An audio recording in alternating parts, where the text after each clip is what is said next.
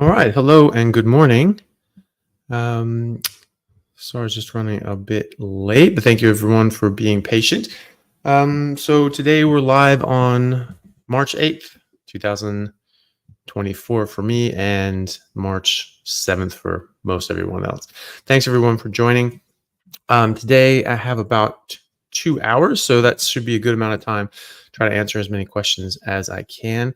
Probably an hour in, we'll ask people to stop doing super chats and things like that, just to make sure that I can get to everything. So great. All right. So we'll start with the first question here from Sunshine Kiss. She says, "Hi, I'm my favorite doctor. Thank you very much. 5'7", 135 pounds, lift weights every day. Carnivore 6 months, added fat, started gaining fat/weight. What are the right protein fat ratios then?" Well, for most people, you want quite high fat. You want to try to get as much fat as your body is asking you for and can absorb. Your body makes a certain amount of bile, and that's how much fat that you can absorb. After that, it's very difficult for your body to absorb fat. It absorbs a very small amount, and the rest goes out. So you sort of have this spillover mechanism. Your body has a limited capacity to absorb fat, and so I don't believe there's such a thing as being able to eat too much fat, because it's not really physiologically possible to absorb more fat than your body wants.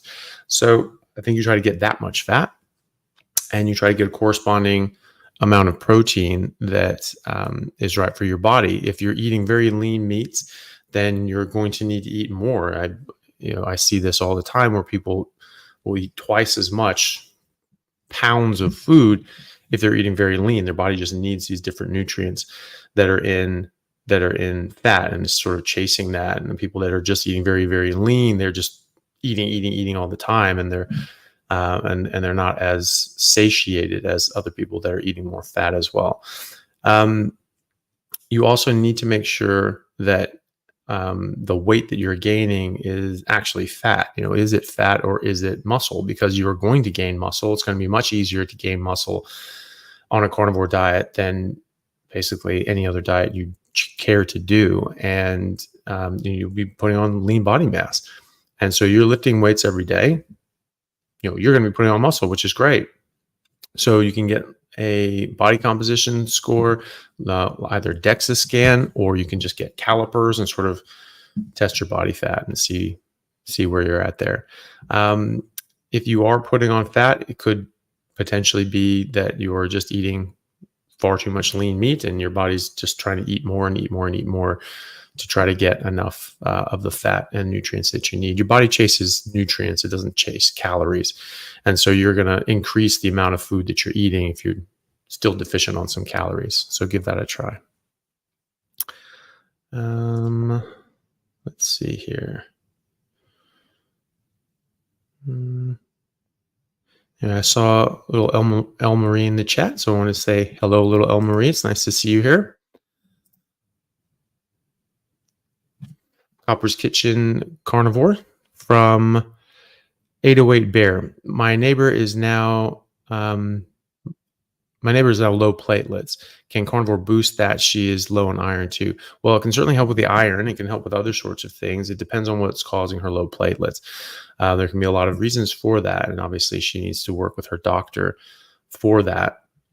To that end, it can certainly help with iron. It can certainly help with all the other essential nutrients and vitamin B12 and other sorts of things that are necessary to make new blood cells.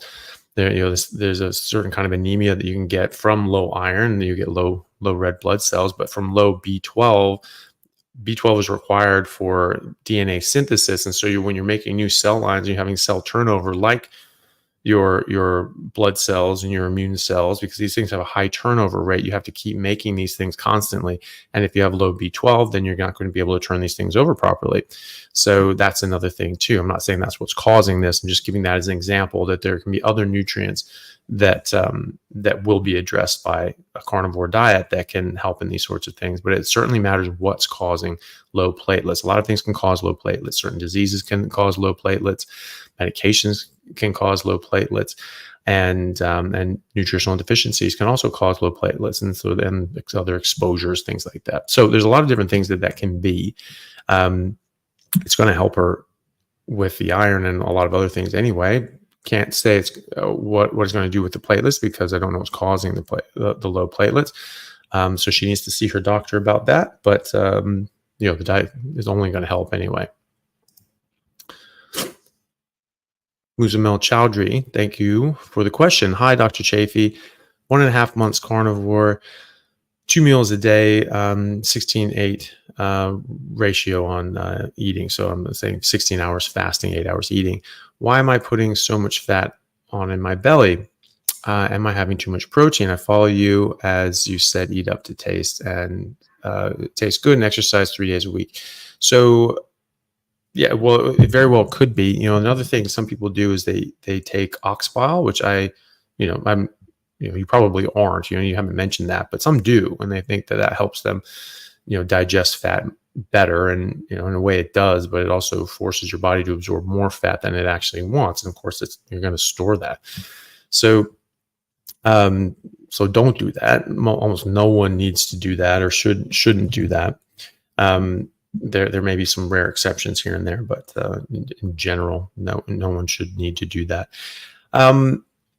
As far as if you're not taking ox bile or anything like that, it could be that you're having more lean meat than your body wants, and so again, you're chasing the more nutrients from fat, and so you're just eating more than it needs to.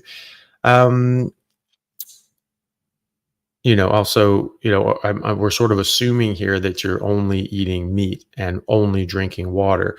If you're having dairy, people put on weight with that. They eat more dairy than they necessarily need. It's just sort of a compulsion to eating dairy too. And people tend to eat the exact same amount of meat regardless of the amount of dairy they eat. So they'll eat a lot of dairy, and then they'll eat the exact same amount of meat because their body wants those nutrients from meat, and then it just has a whole bunch of dairy too. And so that can be too much for you. And then if you're having artificial sweeteners, if you're having a little bits of something here and there, or some alcohol here and there, or anything else outside of just meat and water, monk fruit sugar. A lot of people, I talk to, say, well, I'm having trouble with weight loss, or I'm putting on weight or something like that, and I've done carnivore and it helped all these other problems, reversed my autoimmune diseases, cut off all these medications, but unfortunately it didn't work for me, so I had to stop. Well, first of all, it sounded like it's working great for you. It's reversing all these health issues, and that's the main thing. The weight comes, it's just that if you do it long enough, that the weight will take care of itself.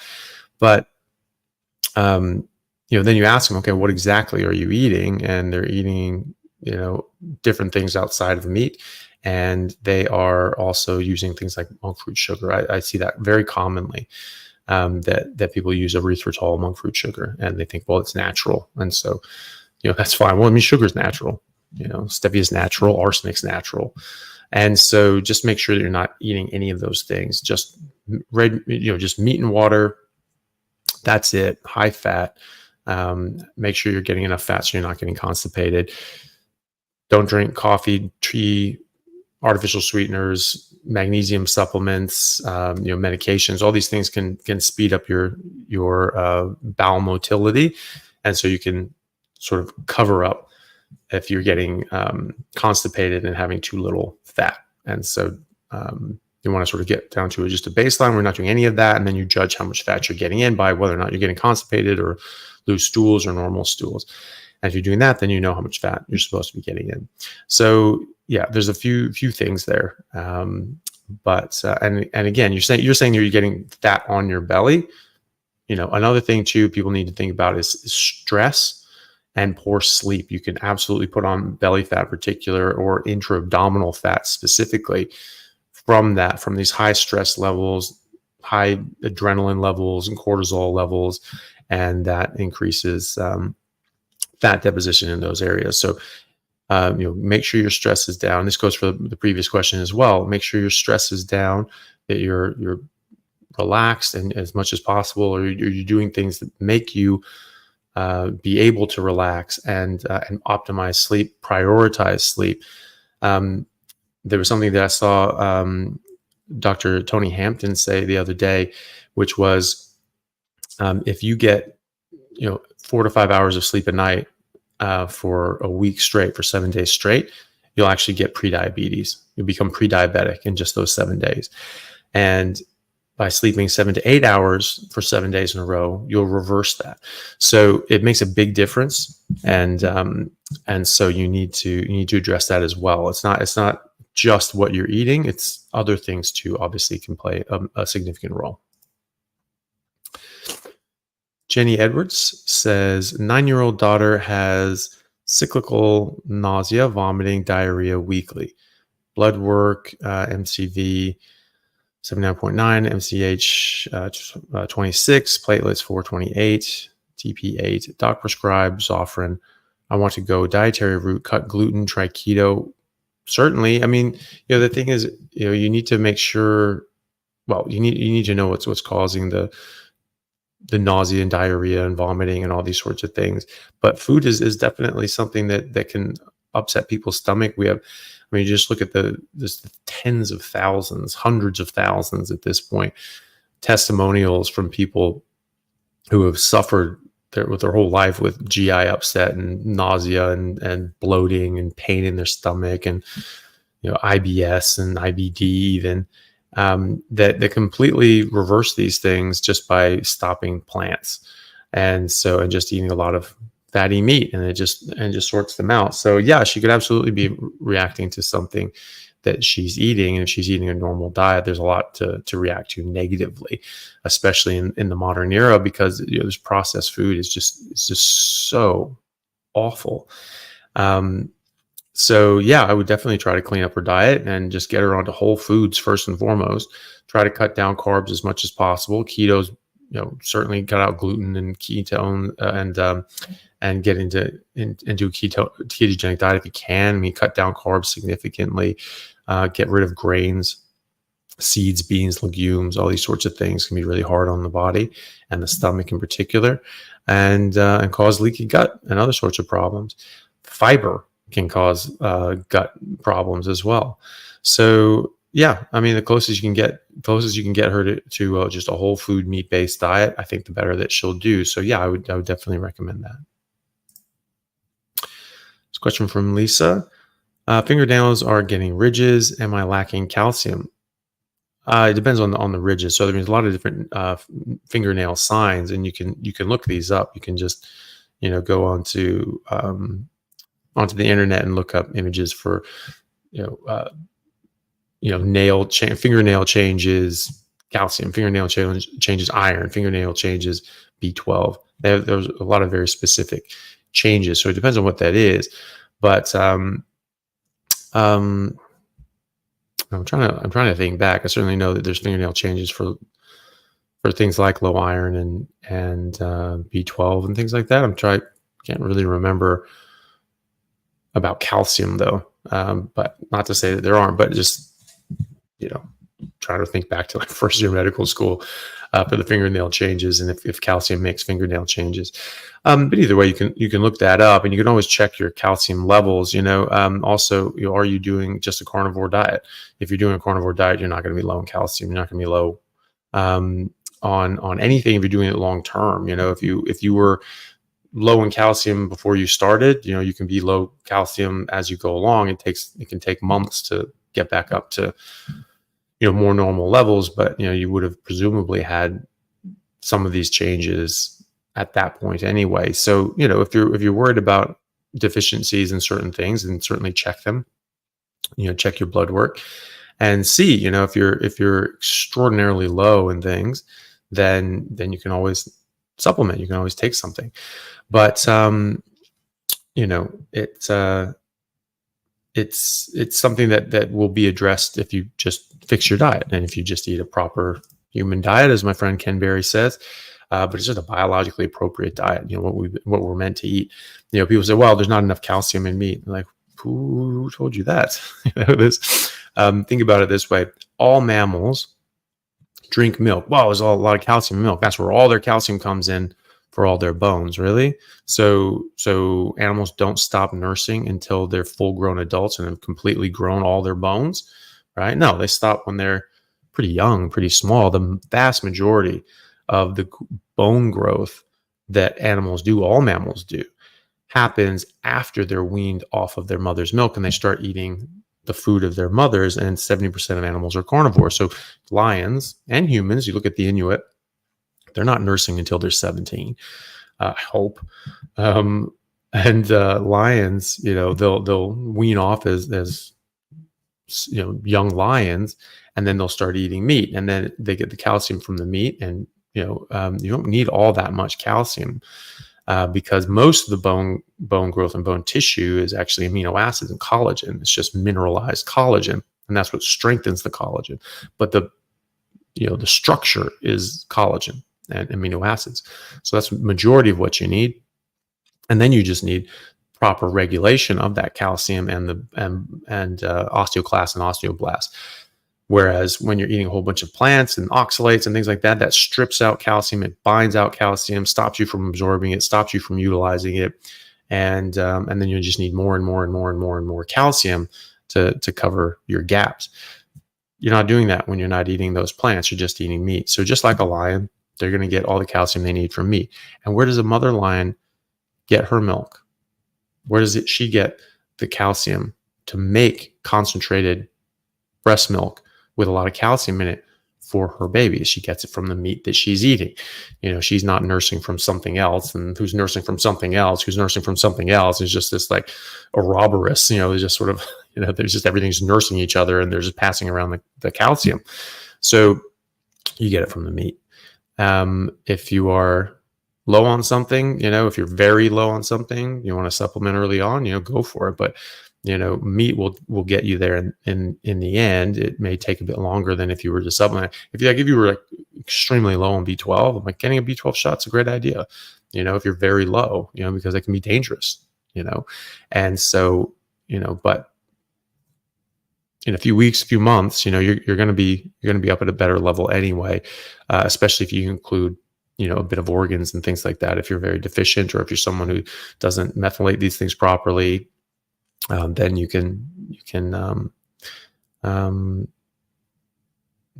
might be able to, if you want to just sort of play catch up quickly, you can just, get a shot or take a calcium supplement or something like that. I don't think people on a carnivore diet need to take a calcium supplement, certainly not long term. And especially in women, there are some studies that show that if you take calcium supplements at very normal doses, something like 900 to 1,000 milligrams a day, increases your risk of developing heart disease or cardiovascular disease by 15% for women.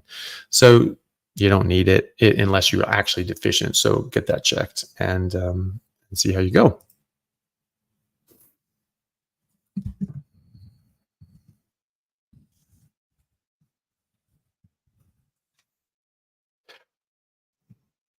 Okay.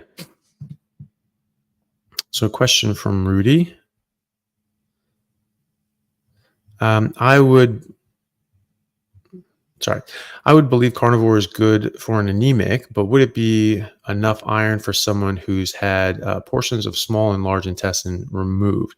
Supplementation needed.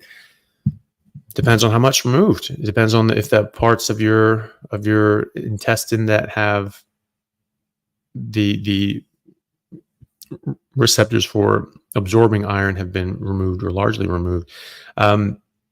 Meat, heme iron, in meat, red meat in particular, liver especially, the organs especially, they're going to have the most bioavailable iron that's there, the heme iron. So it's over 3 times as bioavailable than the iron that's available in plants, for example.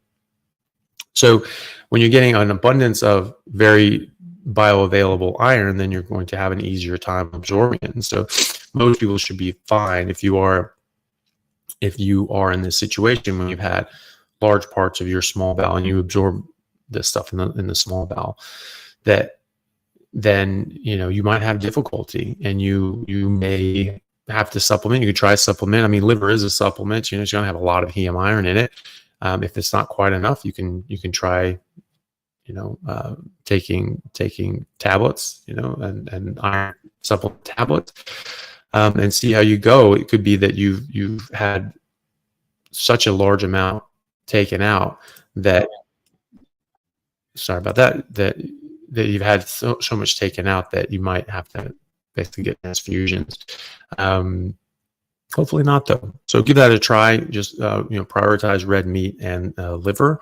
See how you go. If that's not enough, then add in a tablet that can cause different constipation and sort of upset stomach and things like that. So just so it's better to get it from your food. But and if the supplements aren't working, then you might be in a situation, unfortunately, that you'll have to use transfusions every now and then. But hopefully not. Hopefully the meat and liver just do it for you. Laurel Roeder, thank you very much for the super chat. Worried last week about March 6th endocrinology appointment and refusing a statin. She was fine with it, okay, but wouldn't order fasting insulin. It's fine. She did order C-peptide. That's good. I'm not diabetic. Is this an okay compromise? Yeah, it's fine. It's honestly, it's academic too. If you're doing a carnivore diet, because your fasting insulin is going to go down. Your fasting glucose is going to go down. I mean, the reason you look at fasting insulin in the normal population or C-peptide and these sorts of things, you're looking for earlier signs of insulin dependency and resistance, and you're looking for an increased demand of insulin to get the same effect in blood sugar control. Often termed insulin resistance, but you'll see these numbers go up, right? And so you'll generally find elevated fasting insulin 10 to 15 years before you'll ever see blood sugar getting above into the pre-diabetic range. So I would really consider that pre-diabetes. Your body is compensating, but it's working extra hard. You're already having compromise to your system. It's not working smoothly and flawlessly. It's the cracks are starting to show. So I'd say that's pre-diabetes. And then when your body can't, even with this massively elevated insulin, can't control your blood sugar, then then that's sort of fulminant diabetes. Like your body is now not able to handle the glucose load that you're bringing into it, regardless of the amount of insulin that it makes, and it's going to start burning out its ability to produce insulin, and you're going to be in trouble. You're going to be in big trouble. So I think by the time that you sort of get into the pre-diabetic range with your blood sugar, that's 10 to 15 years past when we should have done something. And so that's why I think it's important to test fasting insulin. The C-peptide gives you similar information, and either way, it's academic. Because what do? You stop eating carbs, seed oils, alcohol, sugar, and you just eat an ancestrally appropriate diet where diabetes didn't exist. So that's what I would do. If you're just doing fatty meat and water, your insulin's going to come down. It's going to be low, and you're going to be fine. You're not going to have to worry about that sort of thing, as long as you're sleeping well, as long as your stress levels are low, and also just don't do chronic crazy amounts of cardio. Do sprinting, high intensity exercises, HIIT training, or weightlifting. It doesn't have to be sprinting. It can be other sorts of high intensity exercise, but you want to be anaerobic. So you want to be able to do something so hard that eventually you just build up so much lactic acid, your body just has to stop. And so those things can really help reduce cortisol and improve your health in other ways. So that's what I would do. And if you're doing that, you don't worry about all your blood, your fasting insulin and things like that. Tyler Villasiner, thank you for the super chat.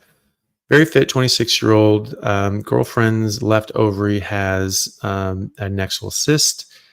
Uterus has large mass, possibly adnexal cyst as well. More ultrasounds to come. Thoughts or ideas? Well, it depends on what's causing these sorts of things. Is it actually a cyst on a uterus, or is it a fibroid? Fibroids are very insulin sensitive, insulin resistant. Insulin resistance is strongly associated with them, and so reversing insulin resistance, getting away from carbohydrates, going on ketogenic diets, can have some bearing on your fibroids and potentially reverse them as well, or at least shrink them or stop them from growing. Just like they can with polycystic ovarian syndrome, PCOS. So it depends, what are these cysts coming from? Are they actually cysts, or is there a fibroid component? Is there PCOS involved? Things like that. So, you can have cysts for a number of different reasons, but certainly, getting a proper diagnosis, knowing what it is, but doing a carnivore diet isn't going to hurt anyway. And we're seeing, more and more things be helped by it, that our bodies just sort of are a bit out of whack. They're a bit out of balance, and strange things happen. Strange things start to grow in areas and organs that aren't supposed to be, growing there. And then you reverse your metabolic issues and you get rid of all these different sort of toxins and weird things in your body. But, but then, and your body just sorts it out. I just sort of got a message here that I'm coming through glitchy. Is that what people are seeing? Because I can see myself normally anyway, but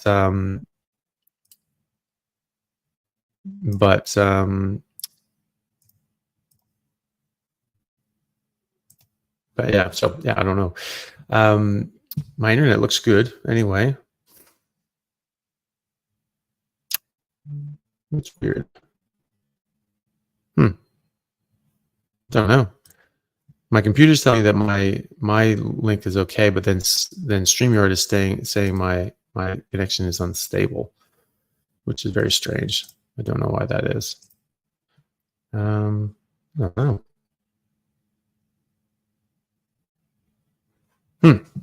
Yeah, well, my I don't know.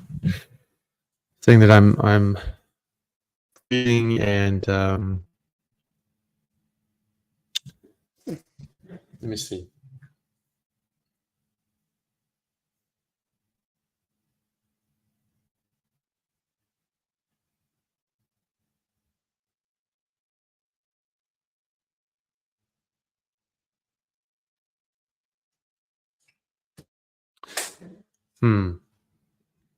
I don't know. I don't know if I can restart my router or anything like that, because if I do that, then I think I'll probably lose the feed altogether. Stable if you're on Wi-Fi, try, starting the router over. I mean, I could try that. We could try resetting that, but sort of run the risk of sort of messing up the whole thing. So it's clear now. All right. Well, let's hope for the best and keep going, and we'll see how it goes. Okay. Vibes 714. Thank you very much for the super chat. Vibes says, I'm really struggling with willpower. I have arthritis and Crohn's, so I really need to make this change, but I crave carbs and sugar as a way to deal with stress. Yeah, certainly. Look, that's a very normal thing, and that's something that we have to figure out. You need to figure out other sorts of methods and means to deal with your stress. You're going for walks, going for exercise, spending time with certain people, reading a book, listening to certain music, watching TV, something that's going to help you de-stress and chill out and not have to turn to comfort food that will sort of give you a bit of a dopamine hit and hurt you. I mean, that's what people use drugs for. They get all upset and they drink alcohol, or they'd use other substances to make them feel good in the short term, and then it just makes them feel worse in the long term, and then they just go back to their crutch, which is also what's burying them down in stress and sadness. So, you need to break that cycle. You need to do something more healthy and productive that is also de-stressing. And, so you need to find something. You need to find a hobby that is enjoyable, that you like to do. And then when you're stressed out, you go do it. For me, going to the gym is very de-stressing. It's something that I can do. I can get my mind off things, and I can just work out and feel better, and you'll definitely get healthy endorphins and dopamine and serotonin and all these sorts of nice things that your body wants. So do that. Also remember that these carb cravings are worse in the first 2 weeks and generally go away after that. If you are getting carb cravings, you're probably not eating enough either. Eat enough fatty meat until it stops tasting good. And if you're getting cravings, ask yourself, is my brain telling me I'm hungry? Try eating. Eat fatty meat if it tastes good, or eggs. If they taste good, you're hungry. Keep eating until it stops tasting good. Those cravings generally go away. Especially a few weeks on, a few months on, a few years on, if you're getting carb cravings and you haven't had any sweeteners or anything like that, or alcohol that can trigger those cravings again, you're hungry. You're definitely hungry if you're getting sort of looking at things longingly, going, oh God, that's going to taste so good. You're probably hungry, unless it's sort of like that addict sort of thing. Like, oh, I wish, because people are just used to just chewing on things and eating things. And then you think, okay, am I hungry? You try eating, like, no, I don't really want that. I'm just looking at the donut, in a longing sort of way. Drink some water, do something, just get away from it. But generally those go away after the first couple of weeks. So that's what I would do. You need to sort of, turn your compulsions and your addiction into a more favorable, positive direction. And just, and there is a light at the end of the tunnel. Usually after about 2 weeks, things are a lot better. Matt Staten, thank you for the super chat. I'm not seeing a tat. Okay, here we go. Down here, Matt Staten says, just want to say thanks for all the great content. Well, thank you very much, Matt. I really appreciate that. And I'm glad that you like it. I'm glad it's helping. Hopefully it's helping. Hopefully it's helping people anyway.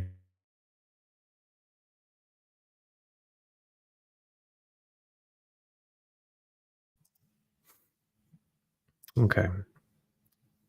John Ouellette, that's a cool name, on X says, hi, Dr. Chaffee. How do you feel about eggs and butter and bacon for breakfast? Great. Delicious. Try to get the bacon that doesn't have a lot of sugar cure. Some people that have more extreme sort of issues like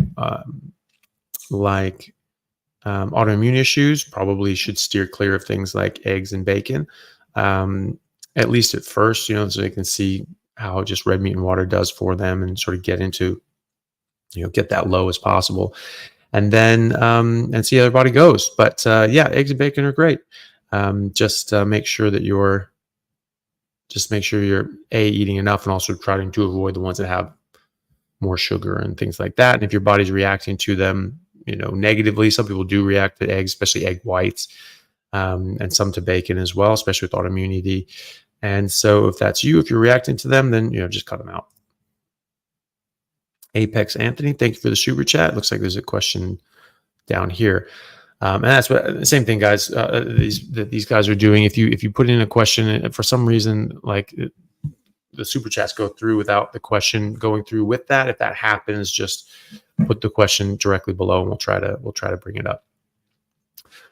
Apex Anthony says, having issues with IBD, so irritable bowel disease, and carnivore only 1 month, pure carnivore, no coffee, 4 months to pure carnivore line diet transition. Do I need a bile binder, diarrhea every few days? No, not necessarily. 4 months to pure carnivore line diet transition. So I'm assuming you're saying it took you about 4 months to transition, and now you've been 1 month pure carnivore, if I read that correctly. If that's correct, just still early days. You need to give this a lot of more time. Quite often, after a month of just lion diet, people will feel a lot better with IBD. They won't be getting all the bloody diarrhea and the pain and the discomfort. Your microbiome is going to change quite a lot. You can get diarrhea from that. And then obviously the proportions of meat and fat that you're getting, protein and fat that you're getting, can cause loose stools. So if you're saying you're having diarrhea every few days, what are you doing on the other days? Are you having dry, hard, blocky stools, and then you're having diarrhea? If that's the case, you're probably having overflow diarrhea. We have this block there, and then there's just liquid coming around, squirting around the outside, and you're getting liquid diarrhea. And then all of a sudden a boulder comes out and then liquid diarrhea. If that's the case, you need a lot more fat. If you're just normal soft stools and every now and then it's just loose stools, just pull back a bit on the amount of fat. So, on those days that you're getting the diarrhea, just look at how much fat you're eating and just say, okay, maybe my body needs a little less than that. If you're taking other supplements, artificial sweeteners, certainly, even gum, artificial, fake sugar and gum can cause diarrhea, especially if you're eating a lot of it. But on a carnivore diet, when you don't have any fiber, it just moves things through faster because you don't have this big blockage of fiber that you have to contend with. And so things just move faster because it's just liquid. You just liquefy meat and then you're absorbing it, but now you're speeding up the motility and just goes through. So just keep those things in mind. Peter Topoff, thank you for the super chat. Hi, Dr. Anthony. I am a big fan. Not a diet question. Was just told by my doctor that my 3-year-old needs his adenoids removed. He mouth breathes and snores at night. Is surgery the way to go, or is there other solution? Well, so mouth breathing isn't great for facial development. So you want to try to encourage nasal breathing through during the day, and you can try taping his mouth at night, putting mouth tape on at night, so it forces him to breathe through his nose while he's sleeping. So normally, sometimes they just breathe through their mouth, and it's not good for you, and you get sort of this. You actually get different, changes in the facial structure as well. And other health issues, if you're not breathing through your nose. Actually, it makes a difference if the air goes through your nose as opposed through through your mouth, it seems. So you breathe through your nose, you release more nitric oxide, which is good for you in a number of different ways. And it also seems that it warms and circulates in the nasal cavities. Your nasal sinuses are actually massive. This whole part of your face is just hollow.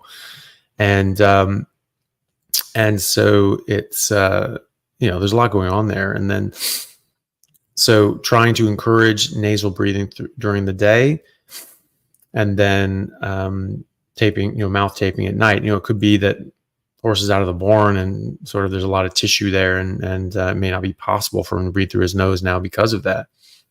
I don't know, but I would try that anyway, and hopefully that can reverse that. If he's really just can't breathe through his nose, and obviously it's not safe to tape his mouth, because he's going to be, it's not going to be possible for him to breathe through his nose. And so, you're sort of stuck at that point, but I'd at least try that, and hopefully that would help. And also, is he on a carnivore diet? Is that's going to help him develop his facial structure and his proper oral cavity and nasal cavity properly, and then the soft and hard palate are going to be better able to form and develop properly as well, and that's going to help his breathing. That's going to widen out the air, the passageways for his for nasal breathing, and could help quite a lot. So think about that too. Betty Rice, hello. I'm 79 years old and have lost 35 pounds eating meat. That's great. But having a lot of pain under my left breast. So I'm wondering if it can be hard on your heart. No, it's not hard on your heart. If you have some sort of pain and you're concerned about it, certainly go see your doctor. If it's pain that you can press on and makes it worse, that's generally costochondritis or some sort of pain in the muscular skeletal sort of pain that you're sort of pushing on and reproducible. If you push on your ribs and your ribs hurt, it's probably your ribs. If you're going to push on your ribs and there's a pain, it's not going to be your heart. It's not going to hurt your heart. So, is it reproducible pain? Does it get worse when you sort of push on it? And if so, then that's more reassuring. Sharp pains can be from issues with your lungs, or it can be issues with the ribs or with the musculoskeletal tissue. It can be a lot of things, but it's often not to do with your heart. Just chest pain, sharp chest pain isn't typically the heart, but it could be. So, if you're worried about it, definitely get your doctor to check it out. Carnivore diet's not going to be hard on your heart. In fact, it's very helpful for the heart. I see more and more people improve their ejection fraction with their heart. So they're coming out of heart failure, and they improve their health in many other ways. But do see your doctor, get it checked out, make sure that that's okay. But a carnivore diet won't hurt your heart. No. Vibe 714, thank you for the super chat. Are you okay with beef isolate protein powder for the same meals as long as we make sure we get some fat in it, since those powders have zero fat? I mean, yeah, you could. I mean, it's sort of chasing your tail there. I mean, you're going to get a ton of protein, beef protein, if you just eat beef, with the fat. And so that's, going to be better. Most people are not getting enough fat as opposed to not enough protein. If you're just eating meat all day, you're going to get a ton of protein. If you feel that you need more and you want to take some beef isolate powder with no sweeteners or flavorings, that's probably the one that I would do. But you almost don't need to take any. You really don't need to take any protein powders if you're only eating meat, because you're going to get just a ton of protein. So, but if you were going to take protein powder and you thought that was what your body needed, then that would be the one to take. But yes, definitely make sure you get enough fat and actual meat, because the protein is only one part of this.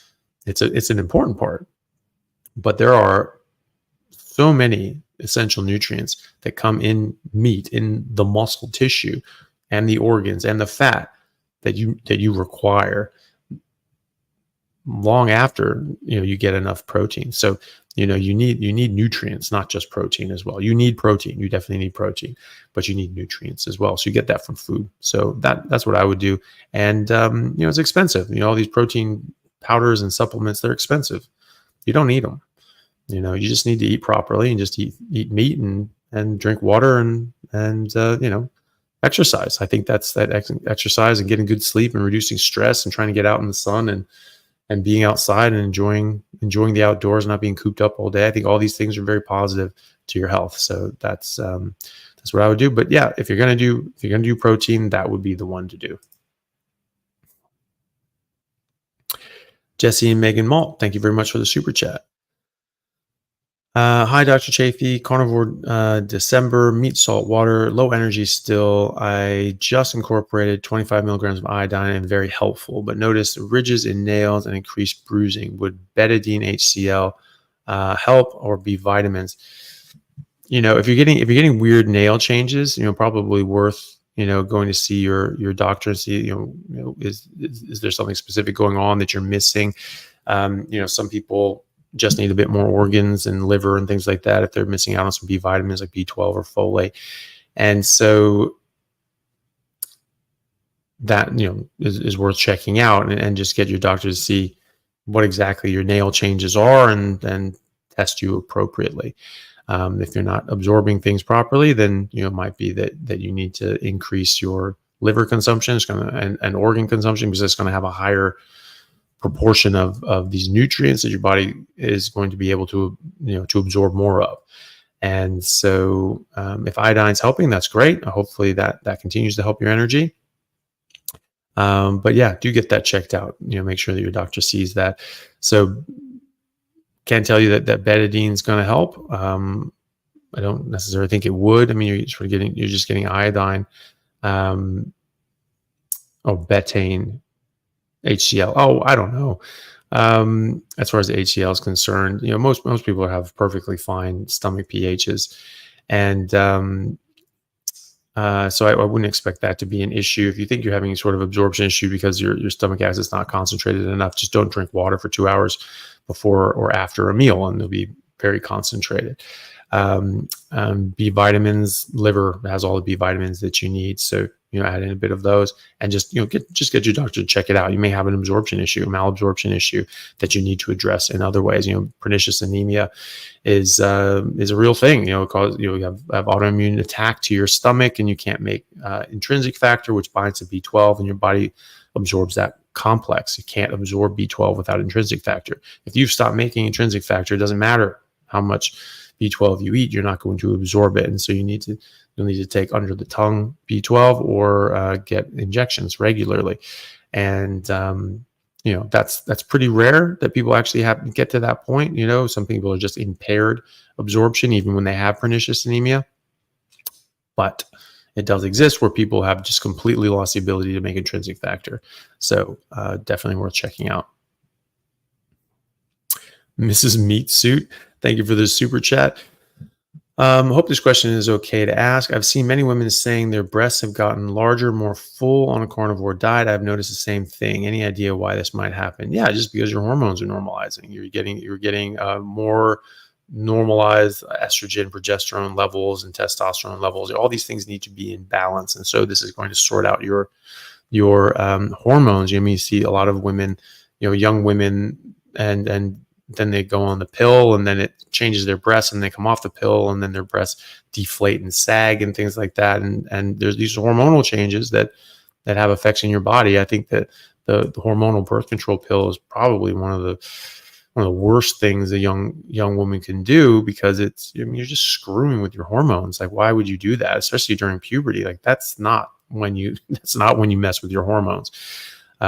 So that's why your hormones are just balancing out and normalizing, and that's healthy, and you're being healthy. Also, you're getting good collagen. You're getting more amino acids, you're getting more meat, you're getting more collagen. And so you're getting healthier, thicker, tissue, and so that can definitely be a factor as well. A lot of people find that their skin thickens up and tightens up. If you sort of are around people and enough, you sort of see that the integrity and tension of the skin and the goes away, and the elasticity sort of goes away as people age, and their skin sort of thins out. They get that sort of paper thin skin that some people in their later years get, or people in their not so later years get if they smoke a lot and drink a lot and things like that. It's this paper thin skin. That's from being unhealthy and having poor collagen. So I certainly noticed my skin tightened up and became much more youthful when I switched to this, and a lot of people do too, and that will happen with all the tissues in your body as well. Lori P, thank you so much for the super chat. Doc prescribed metformin 500 milligrams. Is that okay? I forget it. Well, it depends on what you're being prescribed it for. It's a diabetes medication. Some people even take it for longevity purposes. David Sinclair takes it as a on a daily basis because it seems to have, in animal models, life extending properties. Do they extend life in humans? We don't know, because we've never done an actual long-term, lifelong study to prove that it did. We have inference, we have mechanistic data, we have animal data. But one thing that it does is it lowers blood sugar and it lowers insulin. And two things that will extend your life is having lower insulin and lower fasting blood sugar. You get the same thing from a carnivore diet. So I think that in a lot of ways, just going on a carnivore, there's a lot of things that, these things are going to extend life, but why are they going to extend life? Some of these things are going to just basically undo some of the damage and harm that we're doing to ourselves by eating an inappropriate diet. And I think metformin is one of those things. Does it have something on top of that confers a benefit? Maybe, but I don't know. So, and I don't think, no one knows, so a lot of this stuff is based on animal models, and animals, generally fed things with carbs and garbage like that. So I don't necessarily think that it's that it is going to extend life, but I don't know. Just haven't really been tested in our patient population.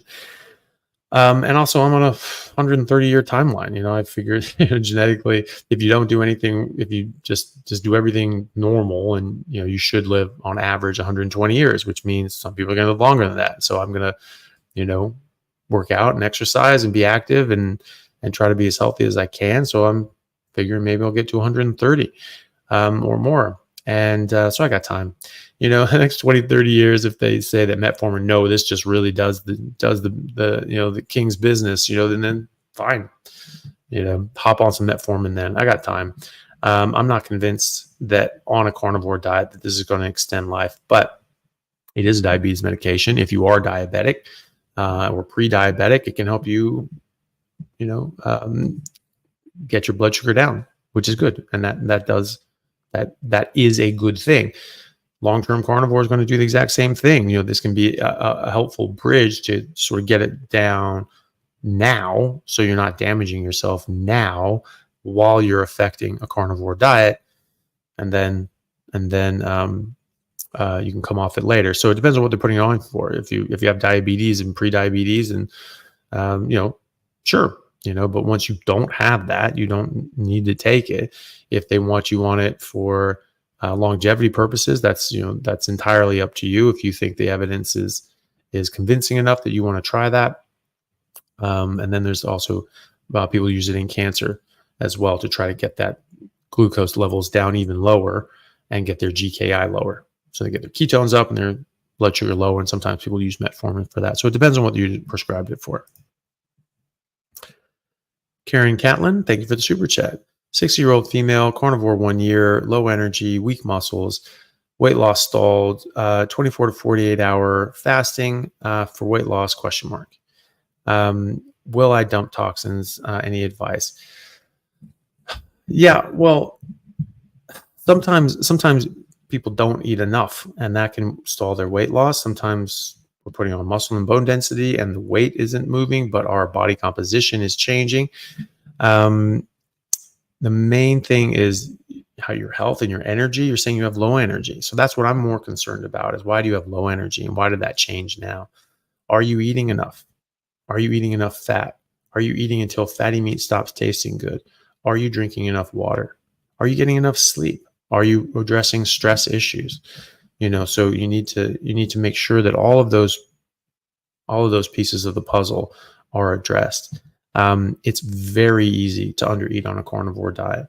And so if you are chronically undereating, you will lose weight, but you'll also reduce your metabolism, and you can actually stall out on your weight loss unless you're really undereating. You're just starving yourself.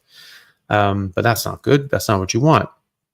So if you're chronically undereating, you're going to reduce your energy levels. You're going to reduce your metabolism, and you're not going to feel great, and you can stall your weight and weak muscles. There you go. I mean, so there's something going on here that, from the sounds of it, it's not, you're stalling and these things are happening. So the weak muscles and the low energy, this is sort of a new thing. This is sort of came up recently, which sort of suggests that something changed, that you're not eating enough, and your body's just had enough of it at this point.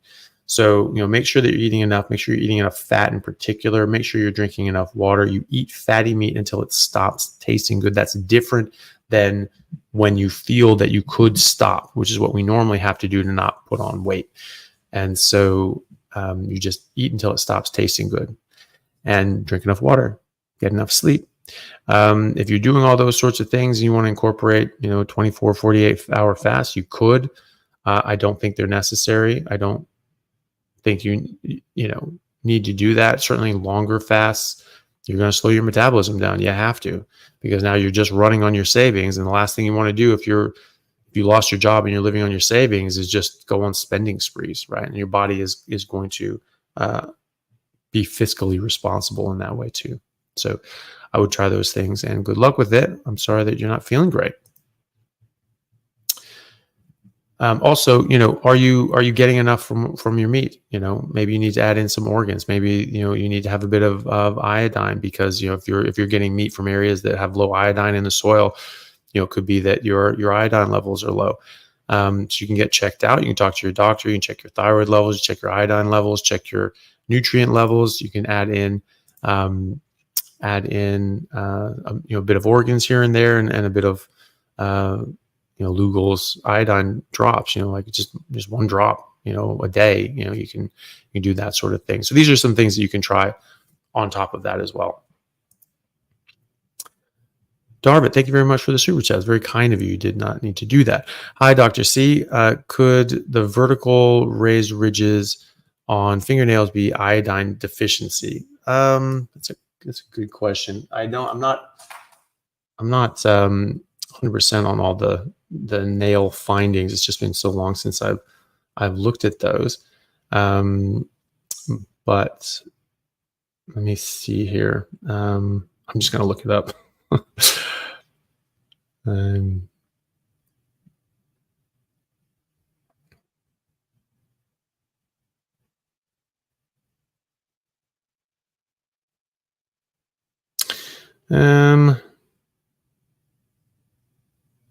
That's not really showing here. What the hell is going on here?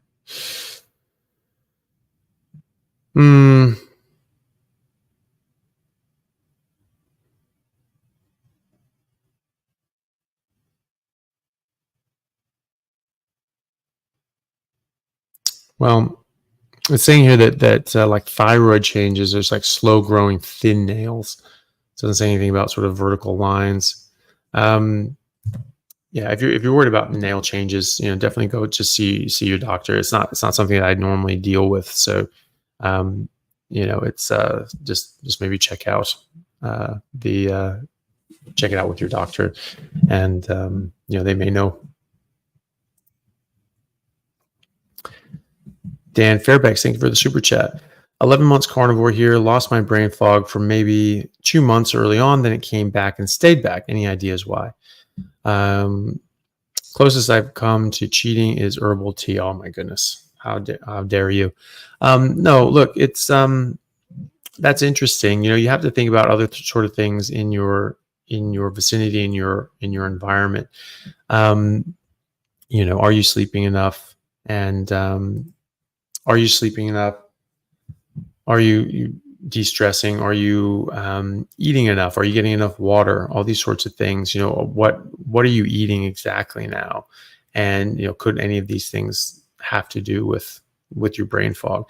So having brain fog after it's been gone for 2 months sort of suggests that something came back into your life that is causing the problem. So, just try to see what that was and see if there's something there that's causing this.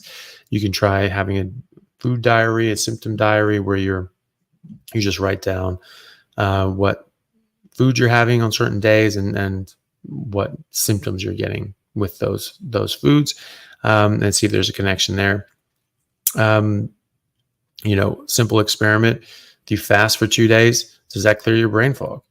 If it doesn't, it has nothing to do with the food you're eating. There's something else in your environment, something else going on that's causing this. Dehydration can do that. Not drinking enough water, not eating enough food, not eating enough fat. If you're eating a lot more protein than fat, then you may not be generating as many ketones as your body really wants. Things like that. So just give those things a try, and see how you go. So many things you just have to do a process of trial and error and elimination. John Ouellette from X asks, is baking cured with sugar and sodium nitrate okay on carnivore? Nutritional level says 0 grams of sugar. Yeah, they say that. This is because it has less than 1 gram. They're allowed to say 0 grams. Yeah, look, it's not great. You don't want it. There are non-sugar cured examples of bacon. The sodium nitrates it's fine. I mean, your saliva makes more nitrates than's going to be in bacon, and there are way more nitrates in plants and vegetables and things like that. In fact, you'll say like nitrate free, it's like natural cure, whatever, and you'll look in the ingredients, it says celery powder. Celery has way more nitrates than bacon does, and that's why they put celery powder, and just a little bit of celery powder into the cure, and it's got tons of nitrates. So if you get natural cured or non-sugar cured, that's going to be better. If you're the other bacon that has the low amounts, still has sugar in it, but it's very low per serving, it's probably going to be okay. I just wouldn't do it all the time. It's not as good. However, it's still good. Ken, thank you for the super chat.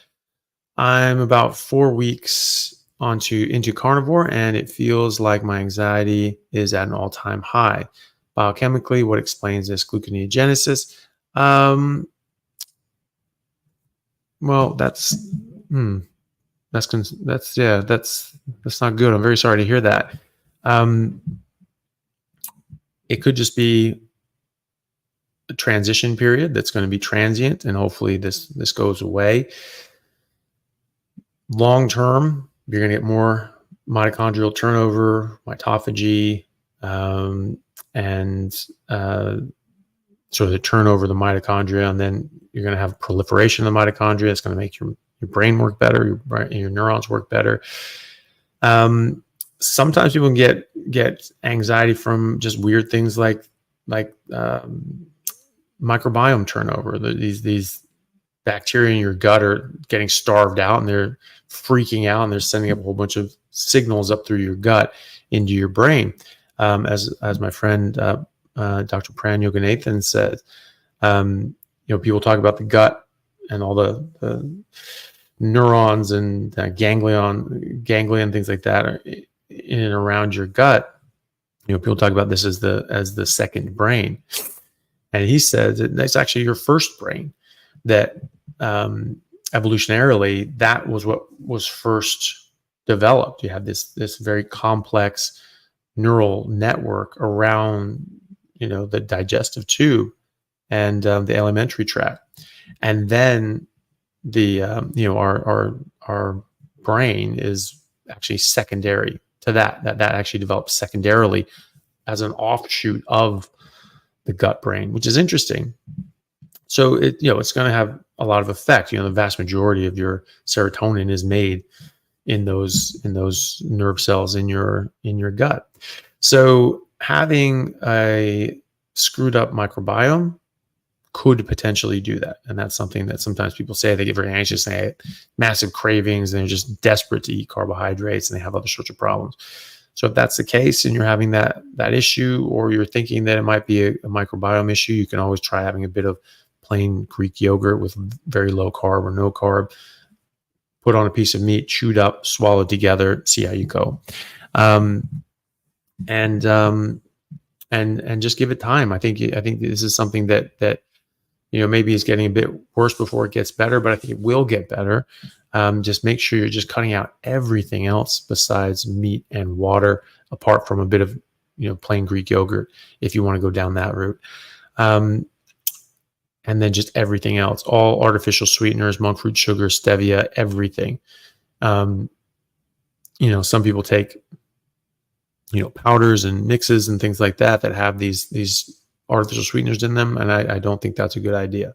They can also cause gut dysbiosis. They can cause a change in your gut biome and breed, gut bacteria that you don't want. So, good luck with that. I'm very sorry to hear that. I do think that this will pull through. Maybe try some of those things. Up your fat. If you think it's, something else is going on biochemically, just, up your fat. You'll still be doing good things for your mitochondria and your biochemistry either way. But, do make sure you're getting enough fat. Do make sure you're getting enough protein. Do make sure you're getting enough food. Do make sure you're only eating that and nothing else. And then you can hopefully get through this and get to the other side, and hopefully it'll be a lot better on the other side, and potentially the gut microbiome issue too. So think about that as well. Here's my good friend, Dr. Robert Kiltz. Great to see you, Doc. Thank you very much for joining. That's great. And another special guest is Bill Knott. Thank you very much for joining. It's good to see you. Bill Knott is our friend up in Alaska who has his channel. And he's going to be in Carrie Mann's Healing Humanity documentary that he's making. And Bill's doing a great job losing quite a significant amount of weight, and has been stuck indoors for many years, and he's working on reversing his fortunes and getting out of there. So great job with that, Bill. He's a great channel and a lot of great updates, and very inspiring for people that are on this journey. Pinball 79. Do you ever eat a plant? No. Not even garlic on beef sometimes, or even ginger tea when you have the flu. Certainly not the ginger tea. I don't think it's going to help you. I think it's going to make you worse, honestly. And if you're putting honey and lemon and water, I don't think that helps your throat. I think that just gives you an excuse to have some sugar water. No, I don't put any seasonings on meat, except for occasional salt, but I don't really even use salt anymore. I don't like using them. I don't get too bent out of shape if I'm at a restaurant or traveling and they have some spices or something like that on it. I mean, I generally ask for them not to have it, and I try to avoid it if at all possible. But I don't have massive autoimmune issues where it's just like that is not an option. I just don't feel great. And so if there's spices, if someone else puts spices on it, as long as it's not too much, I might have it. I might try to scrape off as much as I can. And I certainly won't add it. I never add plants, and I certainly wouldn't have like a bloody salad or something awful like that. I just never even wanted to anyway. And so I'm glad I don't have to eat them now. But no, I actually think that garlic, while I used to like garlic, I don't like it anymore. I don't like those strong flavors covering up the taste of meat. I like the taste of meat. Meat tastes good to me, and I want that. I don't want a bunch of seasonings and rubs to cover up the flavor of the meat. I just want the meat. So yeah, no, I don't do any of that stuff. But I don't get too anal if someone else has added it to it, and but I just don't like it because I don't feel the best. I get a bit of brain fog. I just don't feel great. I get even more stuffy nose. I've broken my nose so many times in rugby that it just doesn't work properly. And so, even just a bit of spices makes it not work even more. And so, that's not what I want. So I avoid that as much as possible. And I certainly don't add it myself. Okay, Patricia Williams, thank you for the super chat. Looks like a question is down here. So Patricia says, I'm 5 feet and 69 years old, and I'm on a carnivore diet, and I'm not losing weight. I walk 8 to 10 kilometers a day, and I'd like to know what I'm doing wrong. Well, first of all, you're not doing anything wrong. You're doing great. So you're actively trying to better your health.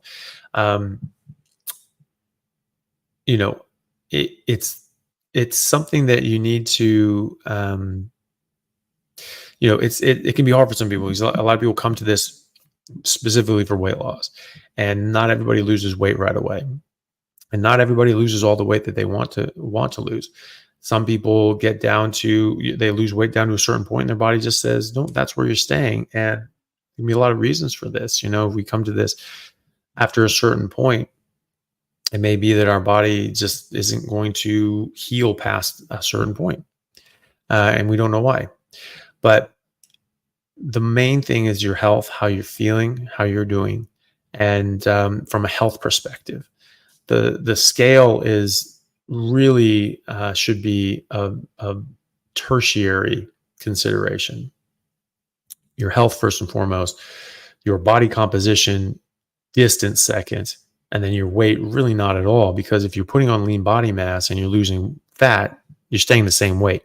So we don't know what your body composition is based on the scale. So the scale is what we use typically But, when people go on Ozempic, they lose a lot of weight. But a lot of that weight is lean muscle mass and bone density. You don't, that's terrible to lose that weight, right? And then after 2 years, people tend to gain back more weight than they lost. But they're not gaining back lean muscle mass.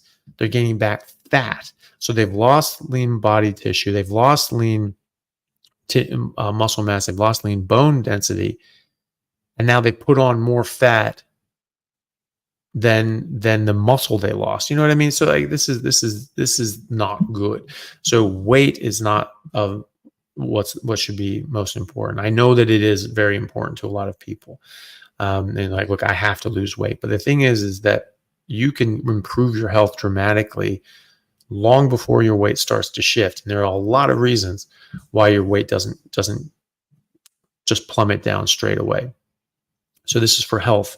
This isn't just for weight loss. Weight loss will happen, but your health needs to improve. Your body needs to heal. Your hormones need to heal. Your hormones need to go into balance. If you have leptin resistance and insulin resistance, you are going to find it difficult to lose weight. You just are. And so until that insulin comes down, until that leptin comes down, it's going to be difficult to lose weight. But on a carnivore diet, it will. And you'll see this over the months. These numbers come down, and I do check these in my patients, and I see it directly, and I can reassure them. I know what's going to happen, but they need that visual, like, hey, what's happening to my body? Okay, these numbers are improving. Okay, all the things that you said were going to happen, they're happening. Okay, I can be fully invested in this, and so that's why we do this. But the weight is not the most important thing. So look at Kelly Hogan. She does a lot of videos on everything really, but she has done videos on losing weight or not losing weight on a carnivore diet. At first, she didn't lose weight at first. She actually put on weight for the first 6 months, and that's scary. But her health was improving, and she was improving so much, and she was in these carnivore forums called zero carb forums, like zeroing in on health and zero carb health, which I still think are great, on Facebook. And they're all saying, don't look at the scale, trust the process. This is the best thing for your body. Your body's healing. It needs time to heal. And when it does that, then you'll start losing the weight. And sure enough, after 6 months, the weight started dropping off. But it's scary. It's scary if you're actually putting on weight. And it can take longer than that. I've seen people go, over a year, having stalled weight and all these sorts of things. Also, make sure you're not eating any artificial sweeteners, and cut out dairy except for butter, because these things can stall weight loss. So you cut out absolutely everything else besides fatty meat and water. You make sure you're eating fatty meat until it stops tasting good. You're drinking enough water. Walking is great. Higher intensity exercises are really good too. They really stimulate your body to improve your metabolism and your health, and burn fat as well. So that's what I would do, and good luck with it. But just focus on your health, and you'll get there eventually. Just stick with it. You'll see good things. But focus on the health issues. Focus on the health improvements, and that can keep you motivated going forward to say, look, even if I don't lose any weight, I just feel amazing, and I'm coming off all my meds, and all these things are getting better, and so it's worth it anyway. And eventually you will lose weight. Motivational misfit. I'm just going to say, everyone, probably need to cut off the super chats now, because I've got about an hour before I have to. Actually, is it 11? No, actually, no, I don't have to do it now. We can have another 40. Yeah, we can have another sort of 15, 20 minutes. Let me see how much are there. No, it should be fine. Yeah, because I forgot. I actually have a bit more time than that. So maybe we'll stop in 20 minutes, or stop super chats in 20 minutes, and then we'll go an hour after that. So Motivational Misfit says, my A1C went from 4.8 to 5.5 on 1 year carnivore. Any ideas? So the ideas here are that you could be getting healthier red blood cells. So if you're eating plant oils and things like that, they have plant cholesterol, which is called plant sterols. They're close enough to our cholesterol that that our body stops making cholesterol. Our body thinks it has enough cholesterol and doesn't make it, but we don't actually use the plant sterols like we do our own cholesterol. So we can't make, hormones and vitamin D and all that sort of stuff. And cholesterol makes up the cell membrane of all our cells. And so now all of a sudden, the plant sterols do get used in those cell walls, and they're just not good. They're not as good, and then you get these stiff, rigid cells in the cell membranes. And that's not good for red blood cells, because when they get stiff and they can't fold and bend properly and bend around these little tiny corners, your body has to take them out, because otherwise they're going to get stuck and cause a little mini strokes and things like that. So can't have that. And so your body plucks these suckers out. So you can get an artificially low A1C if you have plant sterols in your system. And then when you go on a carnivore diet, your cell membranes can be healthier. Most people are eating plants and having oils and all that sort of stuff. So most people are going to have sterols, plant sterols in their body. So that 3-month average that we assume people's red blood cells live, because that's what normally red blood cells live on, that's in the normal population eating a normal diet. You're not eating a normal diet. You're not getting any plant sterols. And so your cell membranes could be much more healthy, and they could be living longer than 3 months. So you're comparing a 3.5-month average to a 3-month average, or a 4-month average to a 3-month average. Obviously, those numbers are going to be skewed. Check your blood sugar.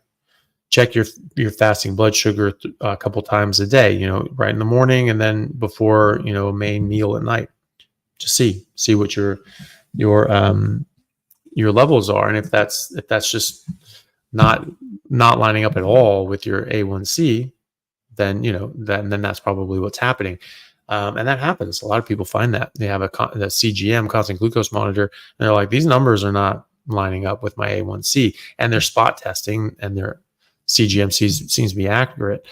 The other idea is that if you're eating a lot more lean muscle mass than fat, then you're not going to store that protein, and you're going to turn that into glucose, and then you're going to convert that into fat for storage, and so that can sort of artificially bump up your numbers as well. So think about that. If you're so you can bump up your fat content, and remember that your red blood cells may be living longer, and so it's not necessarily indicative of what your blood sugar is. So check your blood sugar and see what it is. If it's nice and normal and good, in a good range, don't worry about it.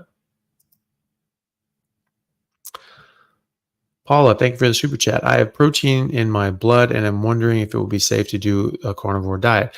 I'm assuming there's a blood marker on your blood panel called protein, and so sometimes you have higher protein levels.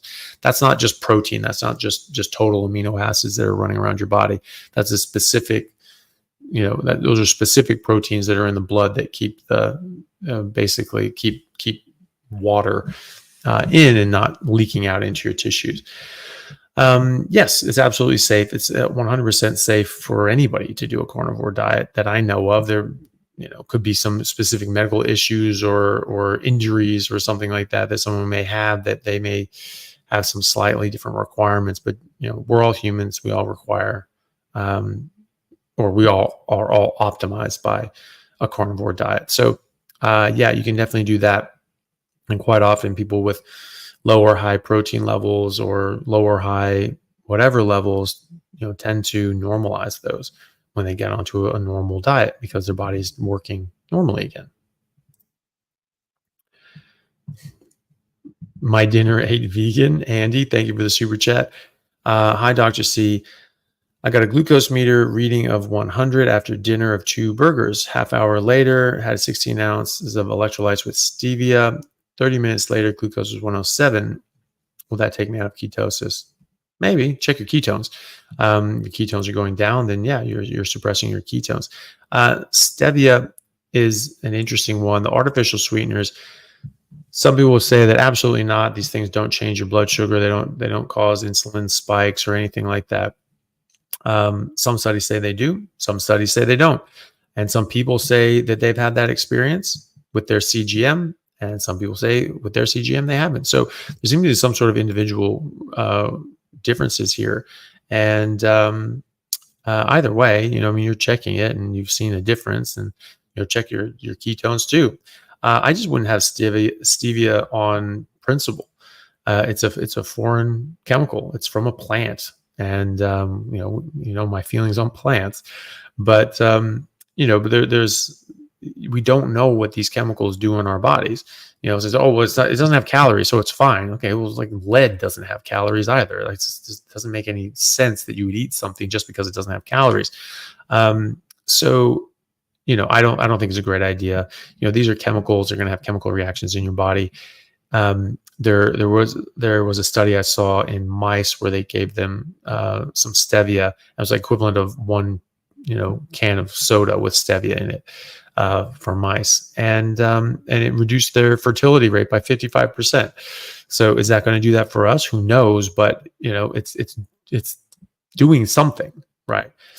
We don't just take these chemicals in our bodies and just think like, oh, it'll have no effect on our body. Of course it will. And that effect may be small or large, positive or negative, but it's going to have an effect. You're putting things in your body, and your body's going to interact with them. So I would just cut that stuff out. I mean, I wouldn't worry too much. If you're having those electrolytes, you can have them without stevia. There's plenty of options that don't have stevia. So, and if you're eating meat and your blood sugar comes up a bit, fine. If you come a bit out of ketosis, fine.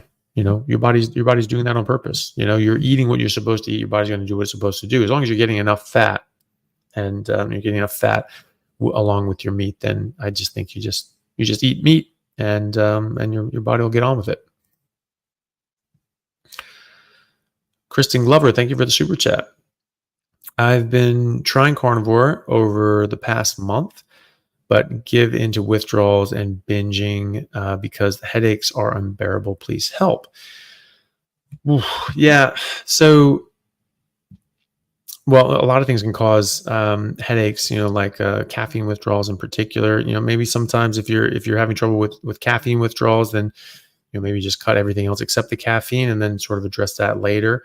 Or have a very small amount of caffeine, like a quarter of a caffeine pill, like 25 milligrams of caffeine, and then sort of take that edge off of the headache. And then, if it comes on again, you just have another little quarter tablet, things like that. The headaches from sugar withdrawals or artificial sweetener withdrawals, I've absolutely heard people say they have horrible headaches from getting rid of artificial sweeteners. Those again could potentially have a little bit of it just to sort of take that edge off, but you run the risk of then having a lot of it and binging like you are. Withdrawals go away. Withdrawals from benzodiazepines and alcohol can be dangerous. They can be life-threatening. Typically, withdrawing from caffeine and sugar and carbs are really uncomfortable and unpleasant for some people. Not everybody. Most people, they're not this severe at all. But they're not dangerous. They're not life-threatening. They're just, you're just miserable. So it goes away. It does go away. Keep eating fatty meat. Drink a lot of water. One of the main causes of headaches are low water. And so, even if you have another thing triggering the headache, water dehydration can make it worse. So drink a lot of water. Eat a lot of fatty meat, and you can try the weaning approach if you want, but eventually it will go away. So good luck with that. Esther Ruth, thank you for the super chat. For a lady asking about breast pain, iodine from Dr. Barry. Okay. I think you're talking about like in her chest, though. It wasn't like necessarily in her breast. But yeah, iodine's not going to hurt. If you have Hashimoto's, it can trigger Hashimoto's. So if you have that, then don't take iodine supplements unless you actually have an actual deficiency. But yeah, otherwise go for it. Pure Blooded Patriot, thank you for the super chat. Oral health improved because each meal demands a full brushing. Flossing and water picking must be addressed. Yeah, yeah, you do get stuff stuck in your teeth. I mean, you look at like early prehistoric teeth and things like that. They actually built up calcification and in between the teeth and sort of around the bases, and that probably just kept that area pretty safe and protected, and they have very healthy teeth, and so they sort of built up that tartar, and but it doesn't have all the nasty bacteria that we get from eating a bunch of carbs and sugars, and so they were much healthier and much healthier teeth. So it could be part of that you get meat in your teeth, and your enzymes in your mouth will break these things down, even if you don't have access to dental floss. But and that'll sort of come out, but you get sort of little buildup and things like that. But it's you can you've had there's worse problems. If this is making you address your oral health and keeping your mouth clean and tidy, then it's probably a good thing. And the bacteria is much healthier too, so people just don't get cavities and other sorts of problems as well. Baby Jesse James, thank you for the super chat.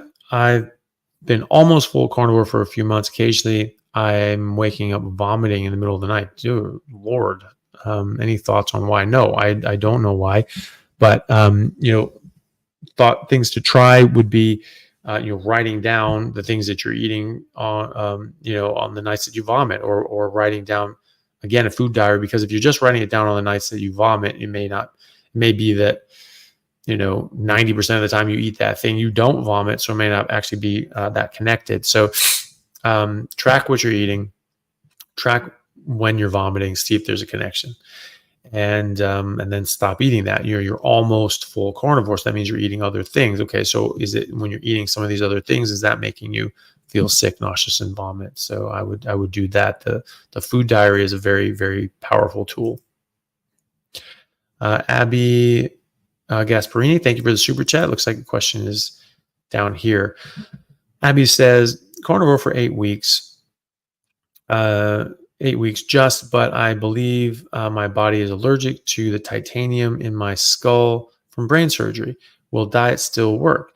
Also, I only have half a pineal gland. I have extreme chronic pain. I'm really sorry to hear that, that you have such bad pain. Hopefully, the reduction in inflammation from the diet is going to help that. And hopefully that improves.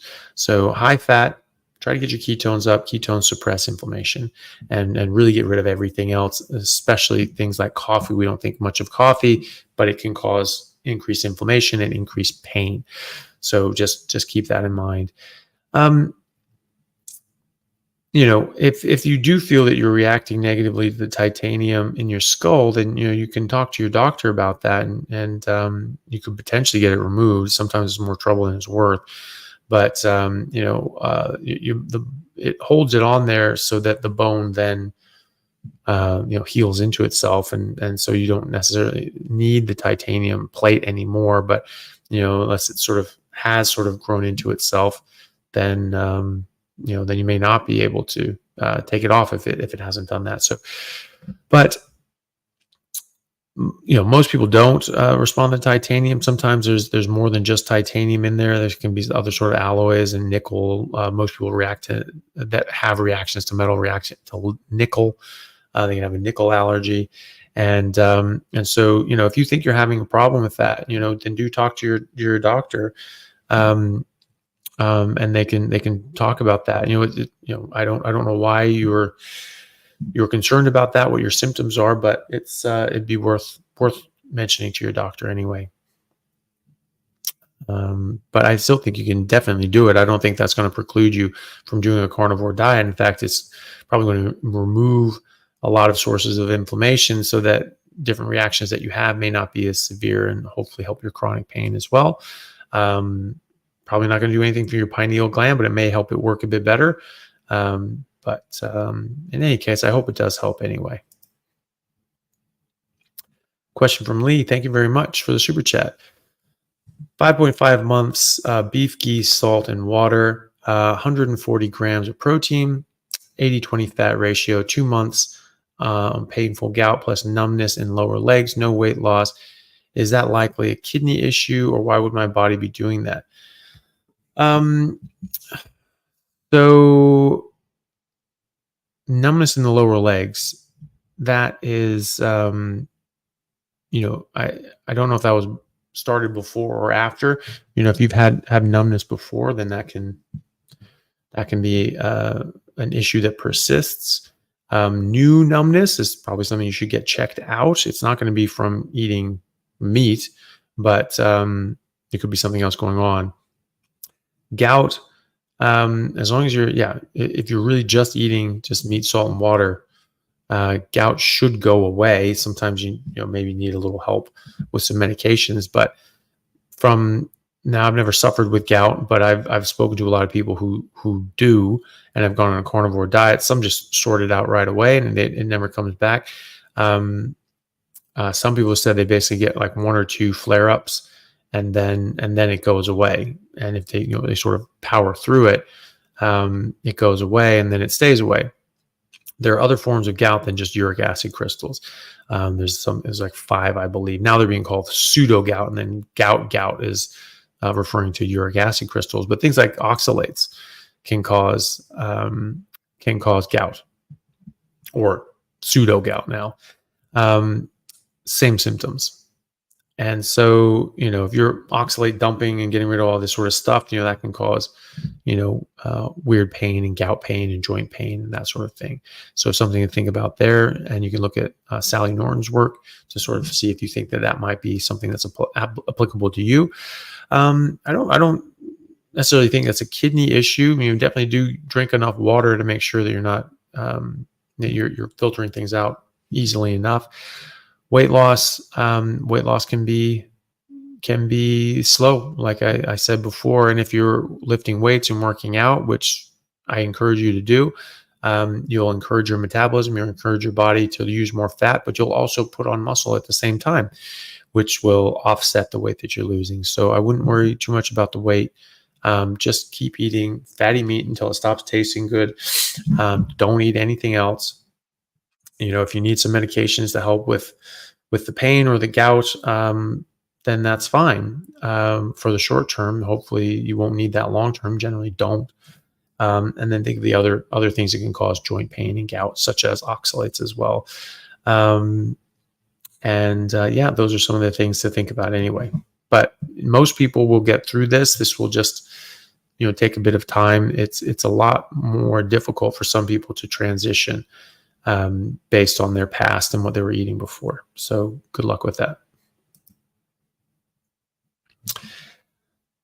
Okay. Random Hugh, Tao Simp. Thank you very much for the super chat.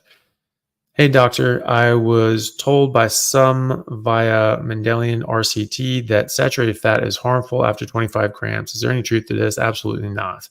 That's nonsense. A Mendelian randomized controlled trial, doubt it.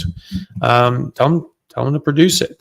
But the Journal of the American College of Cardiology published a large paper, meta-analysis, systematic review, looking at all the top tier pieces of evidence showing connecting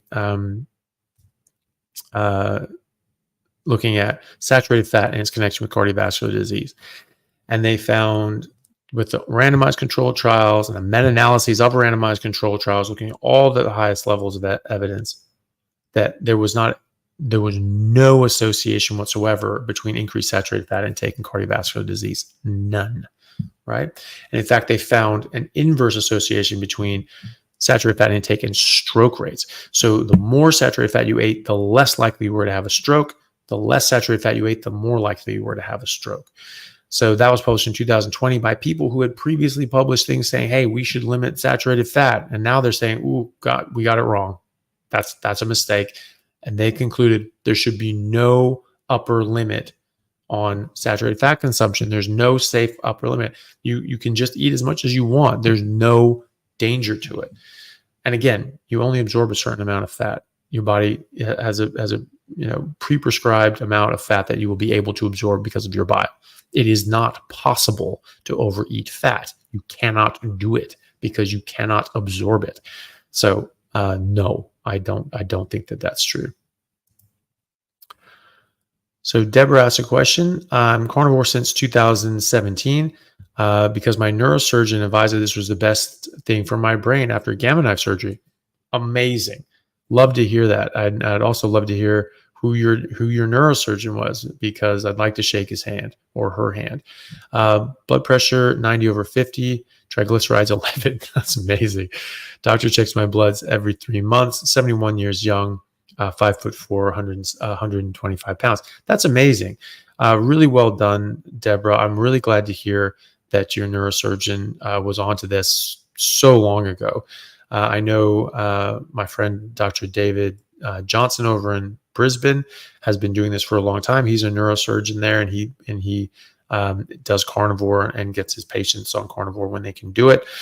And then obviously Dr. Jack Cruz is a neurosurgeon, and fairly sure he does carnivore as well, and has for a while.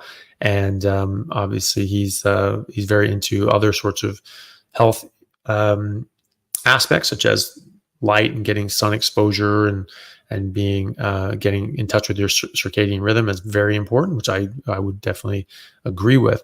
So yeah, so it's good to see more and more people. And I've spoken to other neurosurgeons around the world. One was in Tennessee, and she is all for a carnivore diet, which is fantastic. It's really great to see more and more people doing this and recommending it to their patients. So thank you for sharing that, Deborah. Yeah, as you can see, guys, we're probably going to cut the super chats now. So we'll keep going with these, but we've got a number to get through, and I just want to make sure I get to all of them and don't have to leave any hanging, because I do have to get to work before too long. Okay, so Roman Tuimata, thank you very much for the super chat.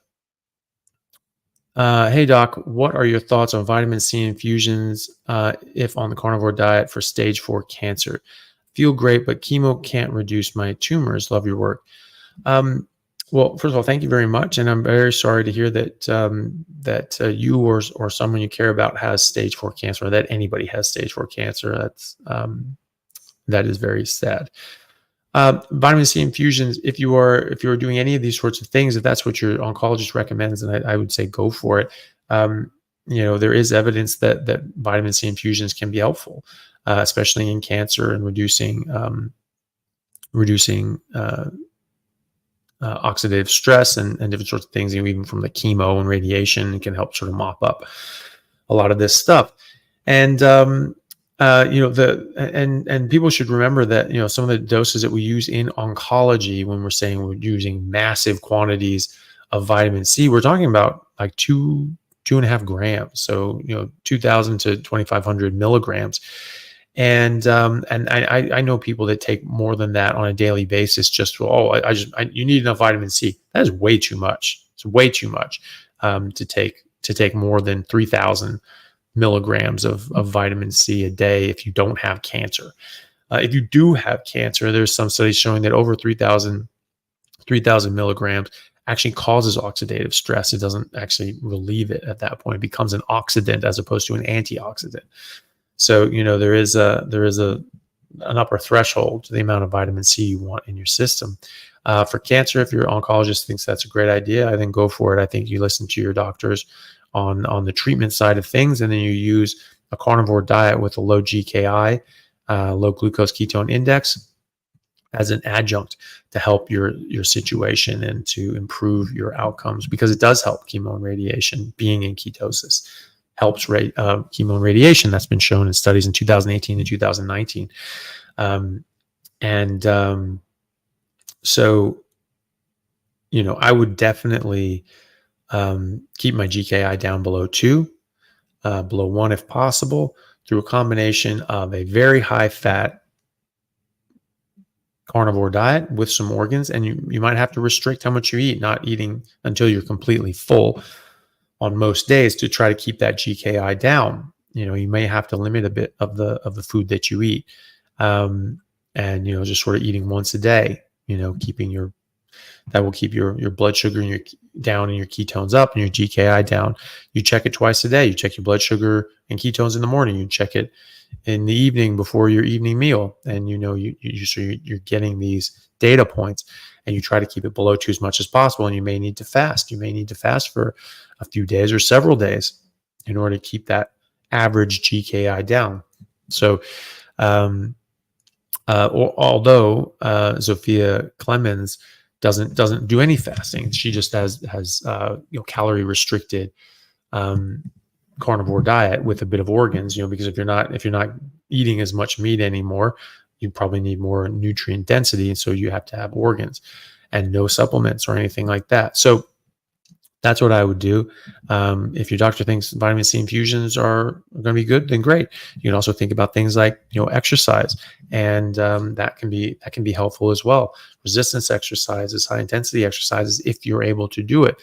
And there's like hyperbaric oxygen chambers seem to have a benefit as well. But as Dr. Paul Mason talked about in one of his talks, it has similar effects to just getting your heart rate up and doing high intensity exercises. You could do both, So I think for these sorts of things, you throw the kitchen sink at it, and you do as much as you can. And I certainly think that the diet is a